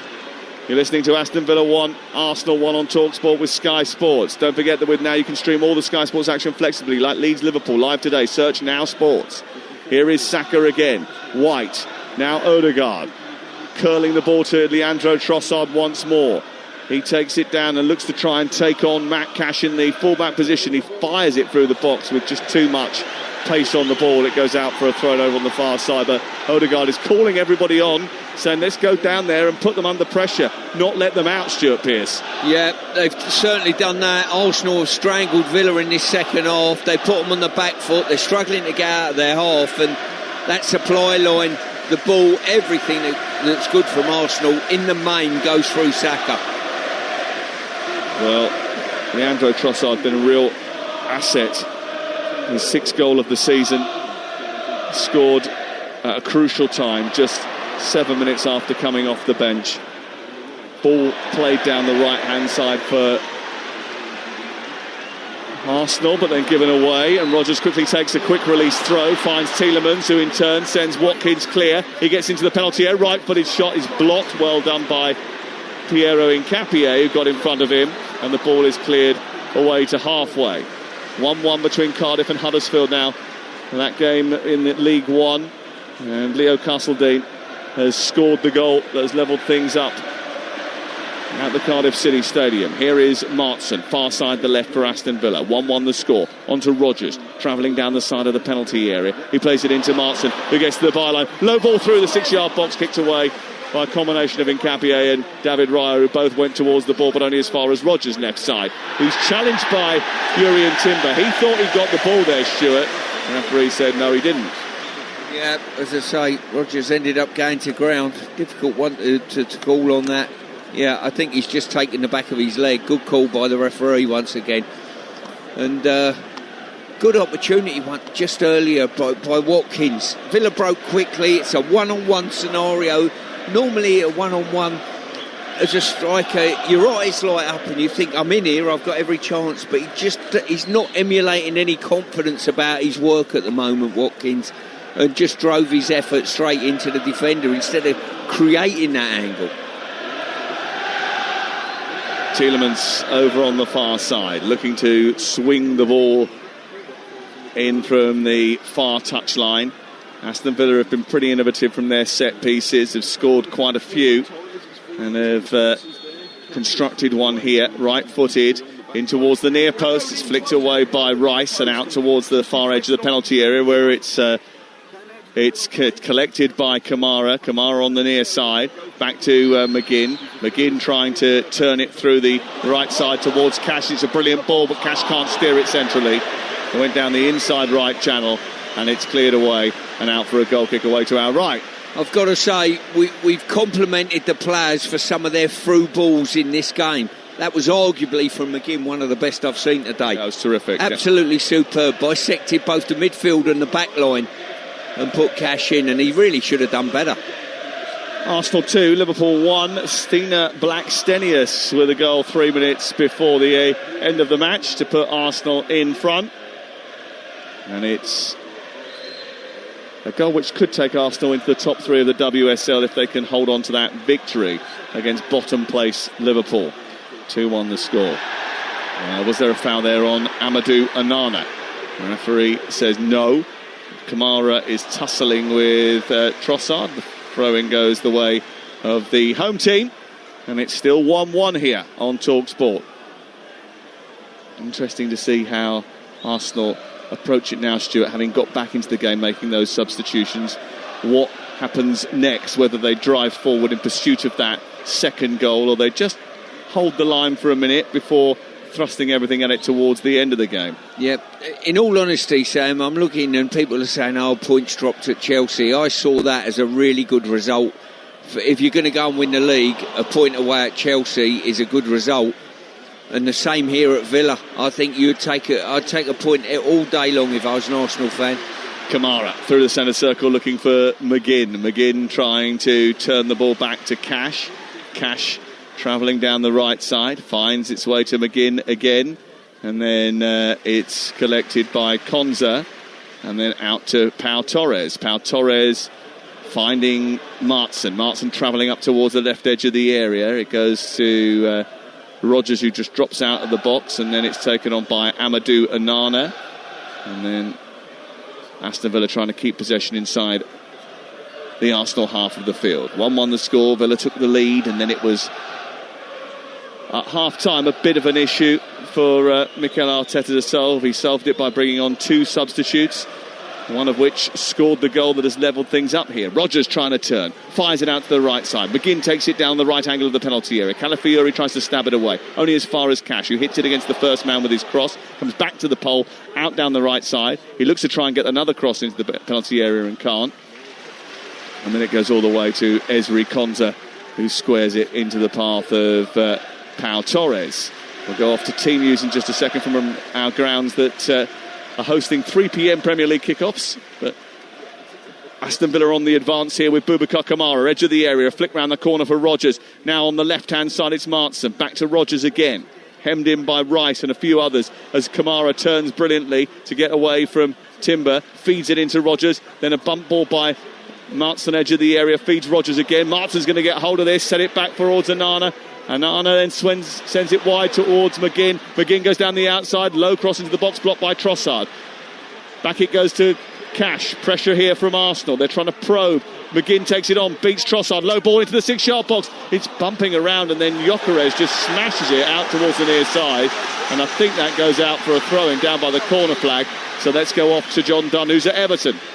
An enforced change for Everton from the midweek win at Bournemouth with Tim Irigbunam suspended. Good news though, Michael Keane is pass fit and returns. Forest unchanged from their win at Wolves during the week. Throw in by Cash from the near side at the corner of the Holte End and the Trinity Road stand. And he's just taking a few steps back off of the green perimeter and onto the asphalt in order to try and elevate a long throw into the box.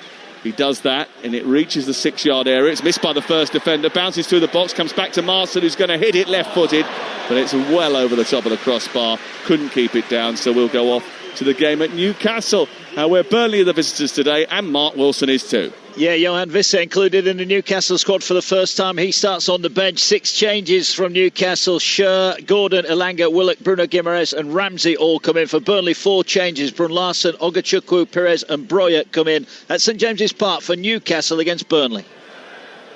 We're just seeing pictures of Raul, who's here today.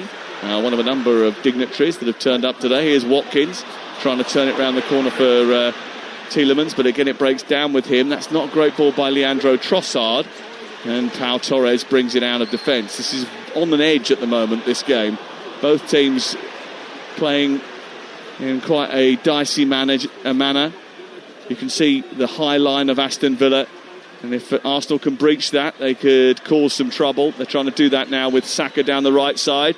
Got there ahead of Martson, played it against him, and then I don't think he was too sure there, the assistant over on the far side. and he decided to give the throw in Aston Villa's favour, and Saka was pretty convinced that wasn't the case. So let's go off to the Etihad. Man City against Sunderland. Tough game this for Pep Guardiola. Here's Mickey Gray. Certainly is, Sam. One change for City from their 9-goal thriller against Fulham on Tuesday. Shirky in for Reinders. Sunderland make 3 changes from their 1-1 draw with Liverpool on Wednesday. Here Trude, Isidore and Traore come in. Reinildo, Talby and Brobby all come out. From the Etihad, it's Man City against Sunderland. Free kick given for Aston Villa deep inside their own half. Peter Banks spotting something. So we're going to see a change here for Unai Emery. Daniel Marlon is getting stripped and ready for action. We'll get details of who he replaces after we've been to the Vitality and Talksport's Ollie Klink. Where Cole Palmer starts for Chelsea for the first time since mid-September. That's one of 6 changes from their loss to Leeds. Fofana, Gusto, James, Neto and Garnacho also come in. Meanwhile, 4 changes for Bournemouth. Out come Milosavic, Adams, Adley and Krupi. In come Senesi, Smith, Tavernier and Evan-Nilsson. And off to the game at the Tottenham Hotspur Stadium. An intriguing match. Thomas Frank against his former team, Adam Bridge. 5 changes from the draw with Newcastle. Doggy, Sarr, Bergveld, Johnson and Danso drop out. Van der Ven, Spence, Gray with Charlton and Simons come in. As for Brentford, 4 changes there. Pinnock, Henry, Janelt and Jensen drop out. Collins, Damsgaard and Thiago and Henderson are all into the starting 11. A little bit of concern for Aston Villa, for Pau Torres, who just seems to be struggling with a calf injury inside the centre circle. Daniel Marlon about to come on, but Kamara has raced away with the ball. He's got into the penalty area. He's tried a shot. There's a huge collision. It seemed to take an age before he pulled the trigger. I mean, it came to him almost as a surprise, really, right on the edge of the penalty area, and he found himself in unorthodox territory, and he didn't pull the trigger. He's got to take that with his left foot. He's run right round the ball to get his right foot on it, and then the chance was gone. White on the overlap at the other end, sends across into the box. Trossard looking at the far post. Rice trying to keep it alive. Trossard brings it down, juggles with it. He's got it on the right edge of the area. He's back to goal now. Travels away from the box because he's been shuffled out by Kamara. He tries to turn once more. He wriggles free of his gasp. He gets towards the edge of the box and tries to feed it when Ødegaard was such an easier pass. And he's given the ball away. And Rodgers is steaming through. He goes through the centre circle. He passes the ball out to Watkins. Watkins approaches the right edge of the penalty area. Cuts in on his left foot. Gets the shot away. Saved down low by Raya. And cleared away by Ben White and Timber. And out towards this near side. What a chance for Ollie Watkins. Yeah, it was. Cut inside, opened the goal up on his left foot, hit it, he's gone through legs, I think. But once again, Ray are equal to it. As at the other end, Trossard guilty of giving the ball away, unnecessarily so, and that sparked the counter-attack. The game on a knife edge here. 1-1 the score, 65 minutes gone. Coventry are off to Ipswich today. It's live on Talksport 2 with Ian Danter. 5 changes for Ipswich from the late draw they got at Blackburn in midweek. The whole front 4 changes as Hurst, Philogene, Nunez and Egerly, the goal scorer, come in, as well as Furlong at the back. Just 1 change for Coventry from their last win against Charlton last weekend. Kessler Hayden is in, Torp is out, and Coventry switching to a 3 at the back defence system. Live on Talksport 2 from 2:30, it's Ipswich Town against Coventry City. Ødegaard with a reverse pass into Trossard, who tries to poke it past the goalkeeper, who makes a big enough save, but the offside flag was up anyway. Just about got enough on that, Emi Martinez, to steer it wide of the goal, but there was an offside flag up anyway. It was a very good delivery. Watkins comes off, Marlon comes on. A change for Aston Villa. I've got to say, another great ball through the lines there, just fractionally offside, but Ødegaard, wonderful ball. And Watkins probably not been his day-to-day, just suffering a little bit, I think, from confidence point of view. Had some good opportunities, worked hard enough, but failed to sort of deliver on some of those opportunities. The Norwegian Sondre Langas has scored for Derby. It's probably going to be only a consolation goal, you never know. It's 3-1 to Leicester City over on Talksport 2. Cardiff 2, Huddersfield 1 is the latest scoreline. Yusuf Salak has scored a second for Cardiff, who are top of the table in League One. And Arsenal have beaten Liverpool by 2-1 in the WSL. They go up to third for now, after Olivia Smith and Blackstenius scored the goals. Watford 2, Norwich 2. That goal just gone in the Championship. Here is Gyökeres into Ødegaard, who wriggles past one, then a second, then shoots low towards the middle of the Aston Villa goal. It's an easy stop for Emi Martinez, and it will be cleared away by Aston Villa. Well, we've got 24 minutes to go, and this game really could go either way, Stuart. Yeah, it certainly could. There's no doubt about that. There's enough quality in both teams to get a goal out of absolutely nothing. But picking up on your comment there, you made a statement that Martinez, easy save. I tell you what makes it an easy save at both ends with Raya as well. Their positional play is so good, these goalkeepers. Yeah. Here is Saka onto White. The only difference there was it was sort of straight at him, wasn't it? That was the point I was trying to make. Really. Yeah, your point was good, but we're just trying to give the goalies a little tickle there. Well, they've been brilliant, haven't they? Yeah. They have been brilliant. They've made a couple of good saves each today. Here is Gyökeres, edge of the area, tries to fire it through the box. It comes back to Declan Rice off of Trossard, and then he volleys it over the top of the crossbar. I mean, we've seen this game unfold a few times here, with Arsenal and Aston Villa. And Arsenal scored a late goal. I think it was actually an own goal it went down as. Do you remember Jorginho's shot from the edge of the area and it came off the crossbar and hit Emi Martinez on the back and went in late on in a game to win it for them. Arsenal obviously not in front at the moment, but still looking to extend their unbeaten record. Here's Marlon after a mistake by Timber, racing towards the edge of the box, doesn't manage to escape the attention of the Arsenal defence. It's picked up by David Raya. The Aston Villa fans suggesting that was a back pass. I think that would be a little bit of a stretch, and Arsenal bring it clear. It's 1-1 on Talksport. 69 on the clock. Here is Trossard once again, travelling up to the edge of the area, going down the outside, produces a cross into the box, and it's stopped by Tielemans and then taken away by Kamara. Kamara to McGinn. McGinn forward into Marlon. Nkapie into Rice. And then Arsenal have possession.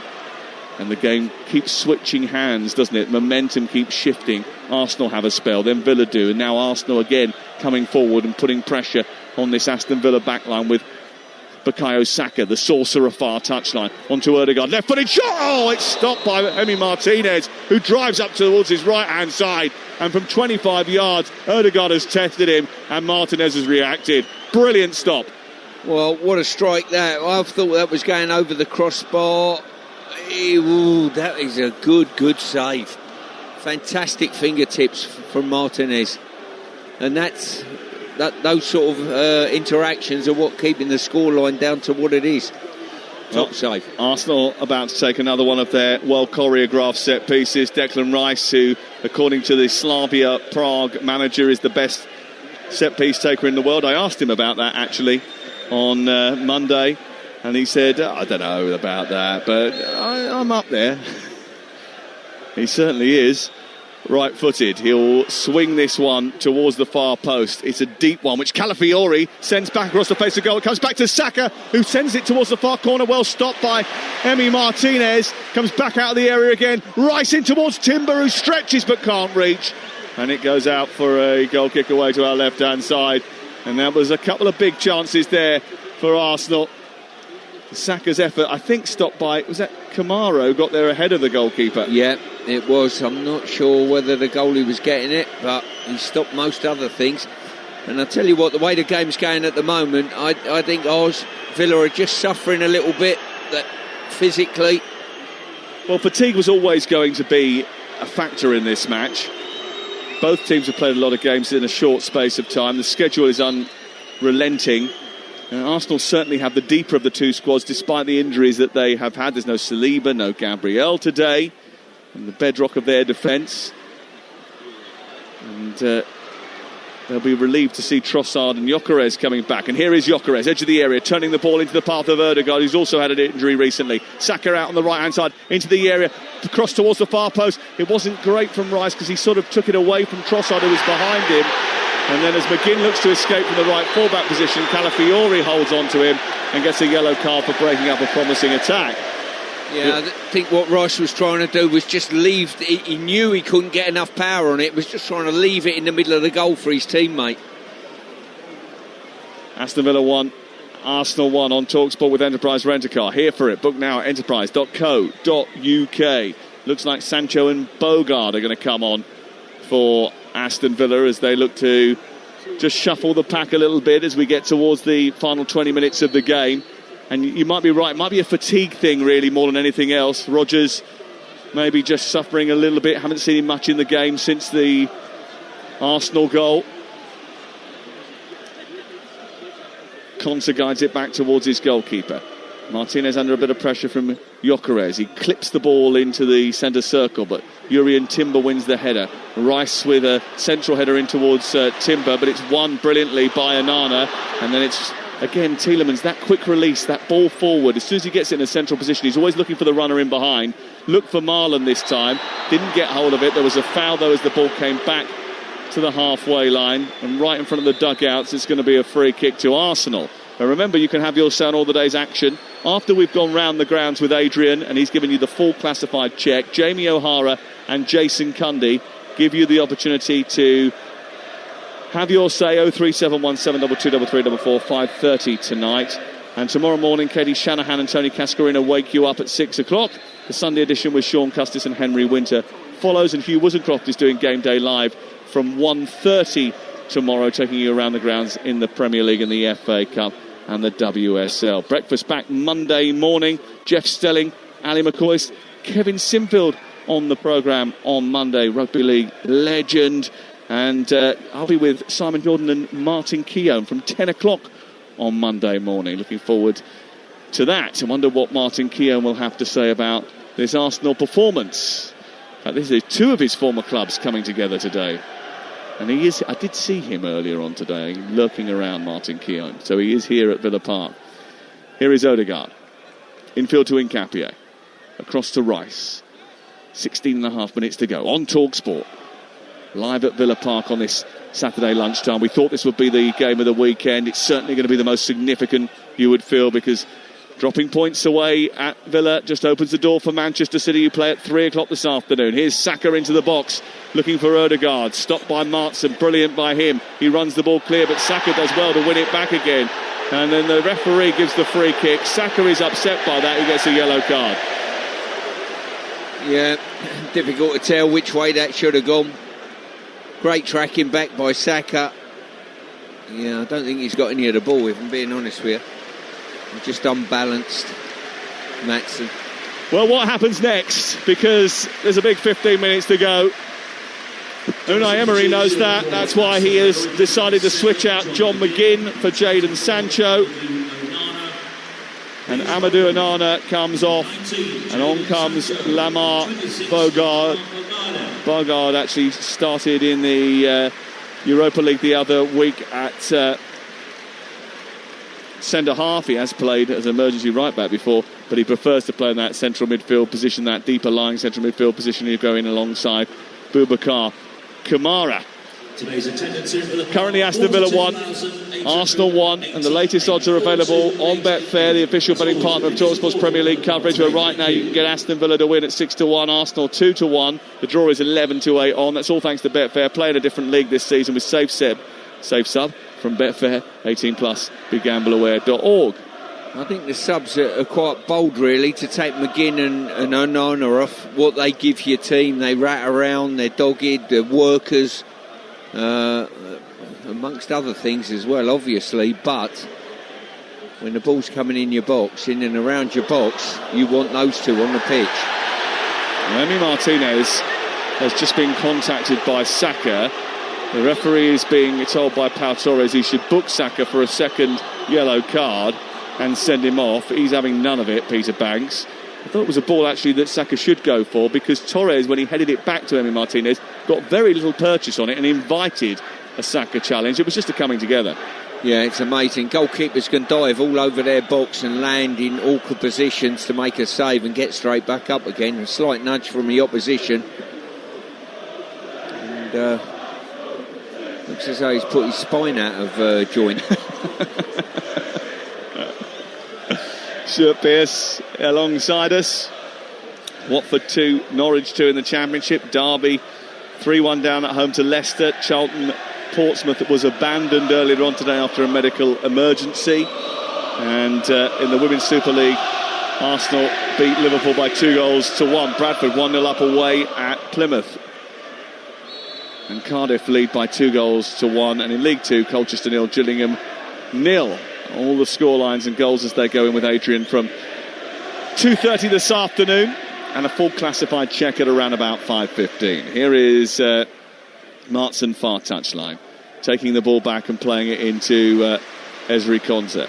Cash takes it on now, and then he tries to feed it back towards Konsa, and then all the way to Emi Martinez. Noni Madueke getting ready for Arsenal. He was excellent in the game that we were at in midweek, wasn't he, Stuart?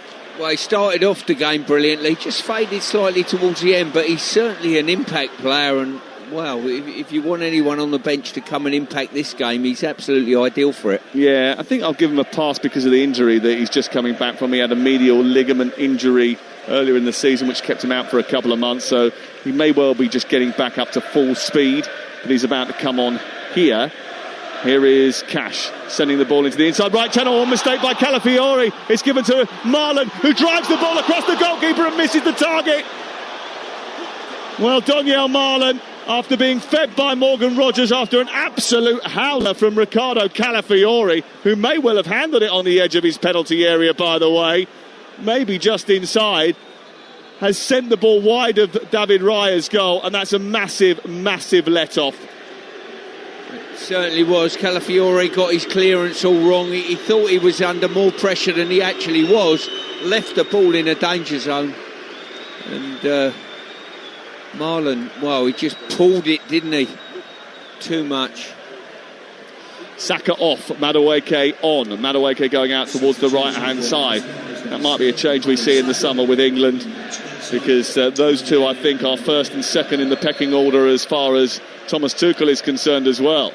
I think Tuchel will be interested to see how Arteta deals with both of those, because in an ideal world they're probably playing the same position, don't they, on that right-hand side. So it'll be interesting to see whether they get a formula at Arsenal that gets them both in the team at any given time. Well, he can play on the other side, yes. Madueke as well. Here is Tielemans forward towards Rogers. It's another good ball through the centre by Yuri Tielemans, who is the pass master at that, releasing Rogers down the inside right channel. It was only the alertness of David Raya that stopped him from receiving it. Yeah, it certainly was. As I say, maybe passed slightly over it, potentially, if you're nitpicking, but the standard of through passing today from both teams, I've been really impressed with. Caught my eye. 1-1 the score, and we're going into the final 10 minutes. Is there a winner in this game? Can Arsenal find a way to 3 points? Can they find a path to ensure that Aston Villa don't make them drop points once again? They dropped points against Sunderland, dropped points against Chelsea. Are they going to drop points here? It's interesting when you put it in that way. I see this as a really good point, because they're playing against a very good Villa side away from home, you know. I think it's a point gained. I'd almost wouldn't like to see either team lose this, if I'm being honest with you. But if you're Arsenal, maybe you don't feel like that. Maybe you look at the table and you think to yourself, this time last week we were going into a game against Chelsea knowing that if we'd won, we'd have a 7-point lead. 7 days on, Manchester City win and we drop points again today, and all of a sudden that lead is just 3 points. Message received. It's just a debate. It's Rogers going to the edge of the area, back to Raya, cleared away towards the halfway line. It's up over the halfway line. Gyökeres wrestling with Konsa, and Konsa getting the better of him, showing that physicality. Comes back to Cash, out to the right, and Rogers. He tries to take it into centre field, and then Tielemans sort of almost got a little bit fortunate, but turned and quickly passed it into Marlon, and then looks for the return, but Calafiori is alert to the danger and covers and manages to get it back. Gyökeres, again, just a little bit insecure as the ball came up to him, and he sort of tried to buy a foul there, Stuart, didn't he? Oh, 100% he did. He thought he was wrestled from the challenge before by Konsa, so he decided, I'll tell you what, I'll take a touch, throw myself to the floor, and that was poor. Aston Villa coming forward again down the left, and Martson combining with Sancho, and Martson through the 6-yard area, and Marlon gets another touch of it, and it goes trickling along the goal line and just about out the other side.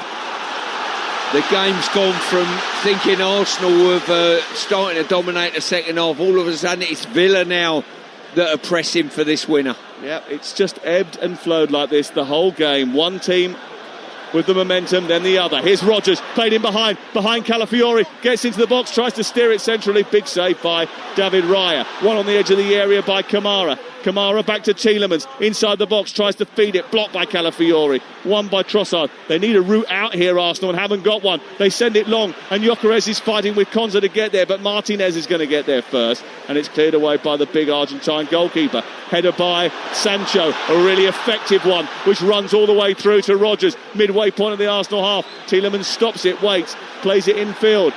Emery wants more energy. He wants them to keep going here because they've got their foot on the accelerator.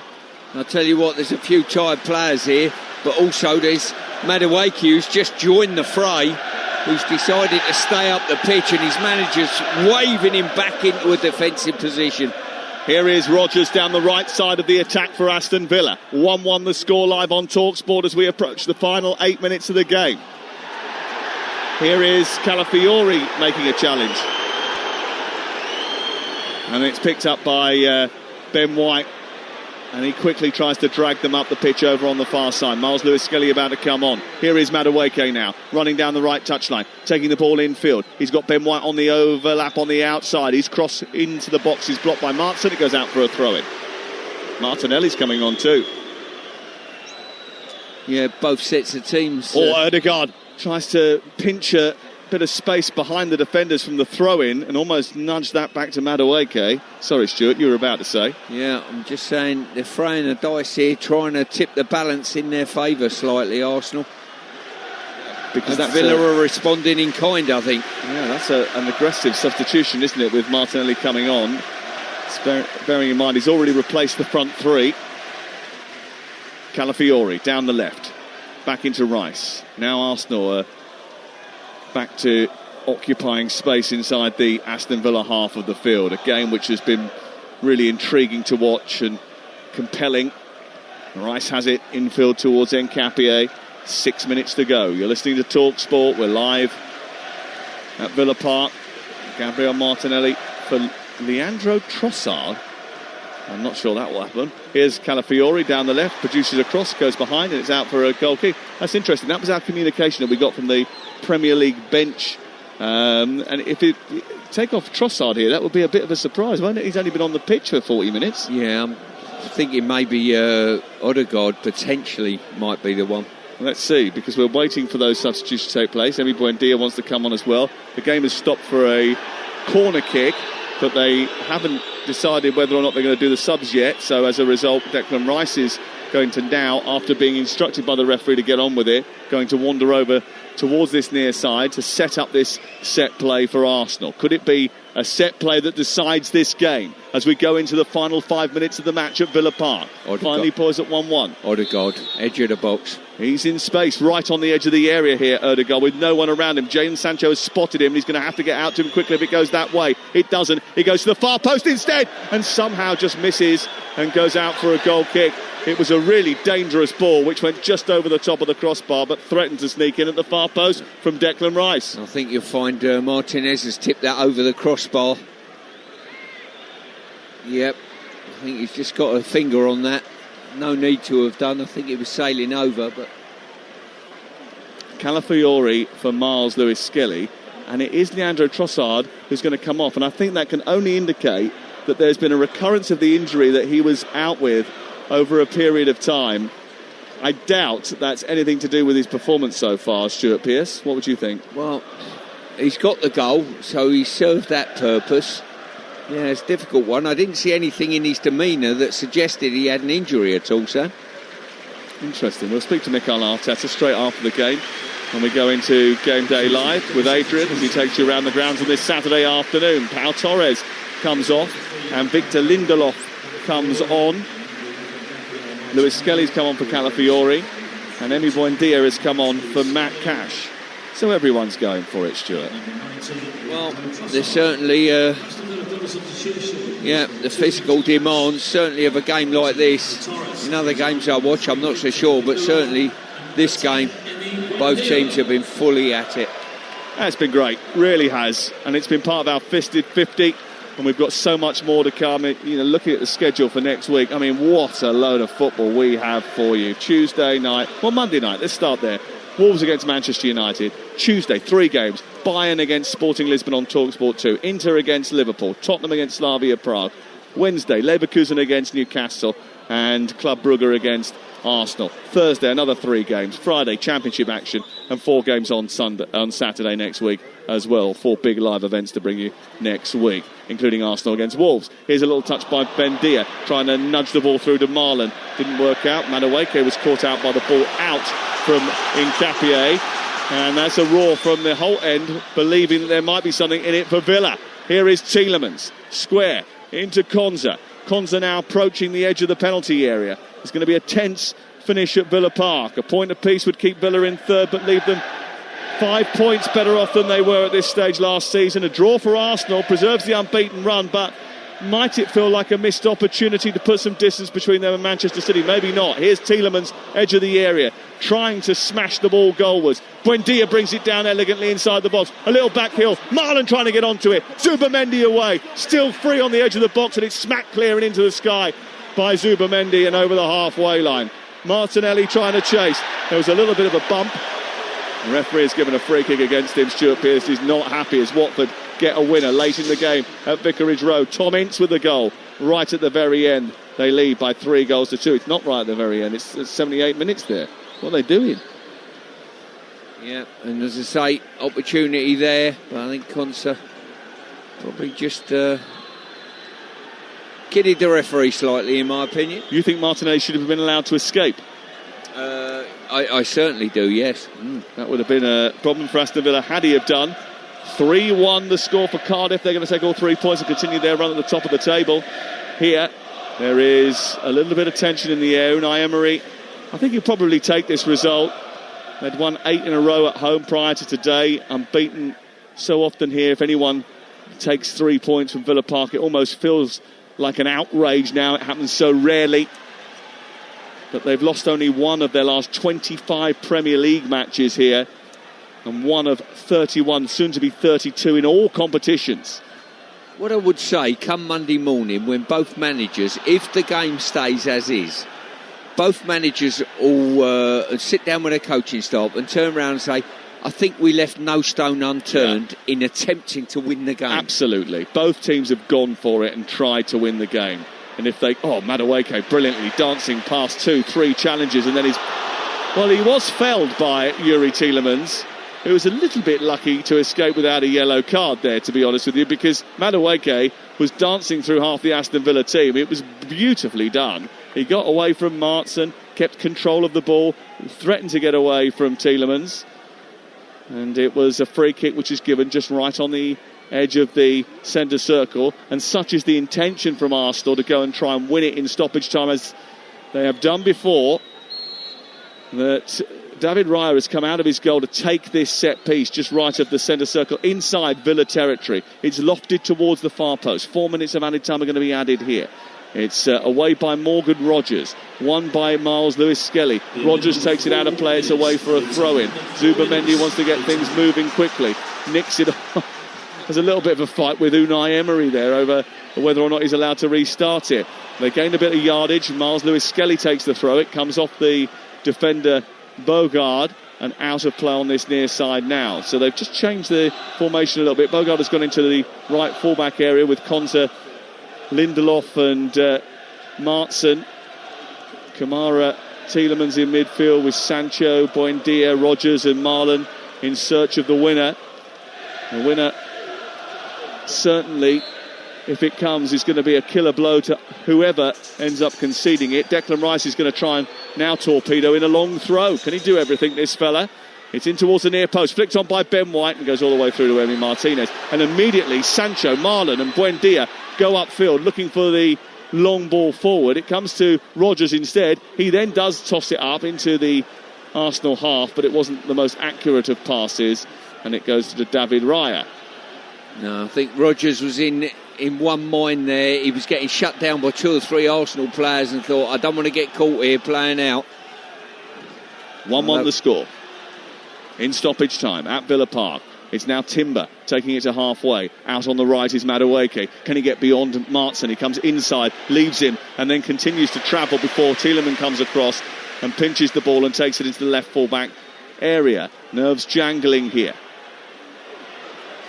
Buendia, dead centre of the Villa half. And then the ball back by Kamara is a little bit short for Konza, and he's under pressure from Gyökeres, who's trying to put pressure on the ball and stop Villa from comfortably playing out. Emi Martinez gets it to Lindelof, and he clips it up towards Marlon. There's a good header by Marlon, didn't quite come off for him, but the idea was brilliant because he stole a march on Timber. He was so alert there, Marlon. If that header had come off, there was serious trouble for Arsenal. Yeah, you'd probably say that Sanchez has not read it. But might be a bit harsh on Sancho. Here is Martinelli down the left touchline, looking to take on Bogarde. Tries to come in field, but Martinelli then sends it back towards Nkapie, and then it goes all the way out towards Jurrien Timber.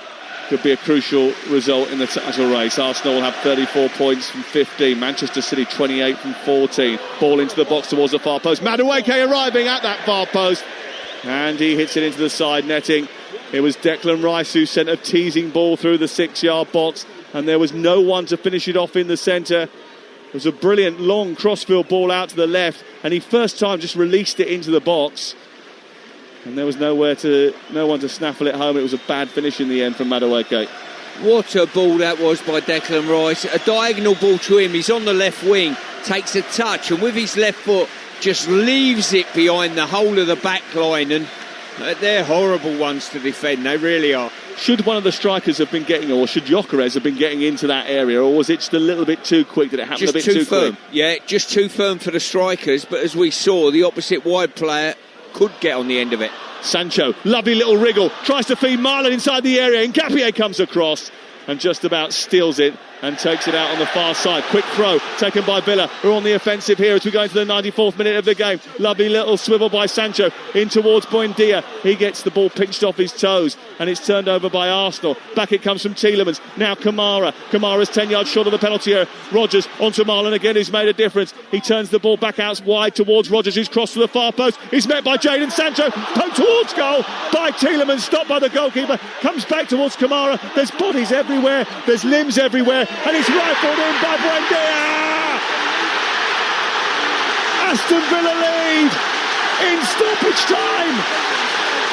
I've got to say, you've never seen celebrations like this. The biggest scramble you've ever seen.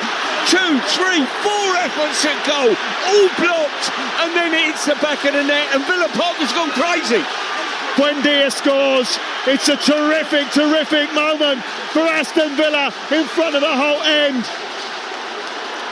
A brilliant finish by Buendia, who kept a cool head when everybody else was falling around him. And Aston Villa may well just have blown the title race wide open. Oh, an incredible finish to this game. Both teams have been nip and tuck for 90 minutes. And then all of a sudden it was a brilliant save by Raya, a great block in the Arsenal back line. But it was Buendia that managed to force it over the line. Across into the box, there were bodies everywhere. It came off Raya, it was loose, everybody was falling over. Buendia fell over himself, Kamara did too. It came back to Buendia and he scooped it high into the roof of the net. There's a brief VAR check. The VAR check is good, and Emiliano Buendia has just won the game for Aston Villa in the 96th minute of the match. It's all over. The title race has just been blown up, and even though Unai Emery doesn't like talk of it, Aston Villa might just have declared themselves an interested party. Arsenal's 18-game unbeaten run is over. They've now dropped points in 3 times in the last 5 games. Mikel Arteta has seen Christmas leads eaten into before, but it's happened even earlier this time around. It gives Manchester City the chance to close the gap to just 2 points with a win this weekend. But listen to that noise. There's belief amongst this Aston Villa support, and so there should be.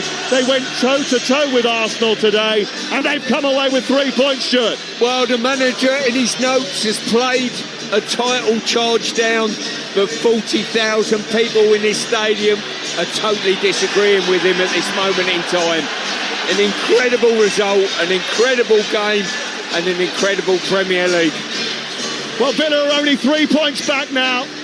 Yeah, Merry Christmas, everyone, because Villa have just given the rest of the Premier League an early gift, a proper title race.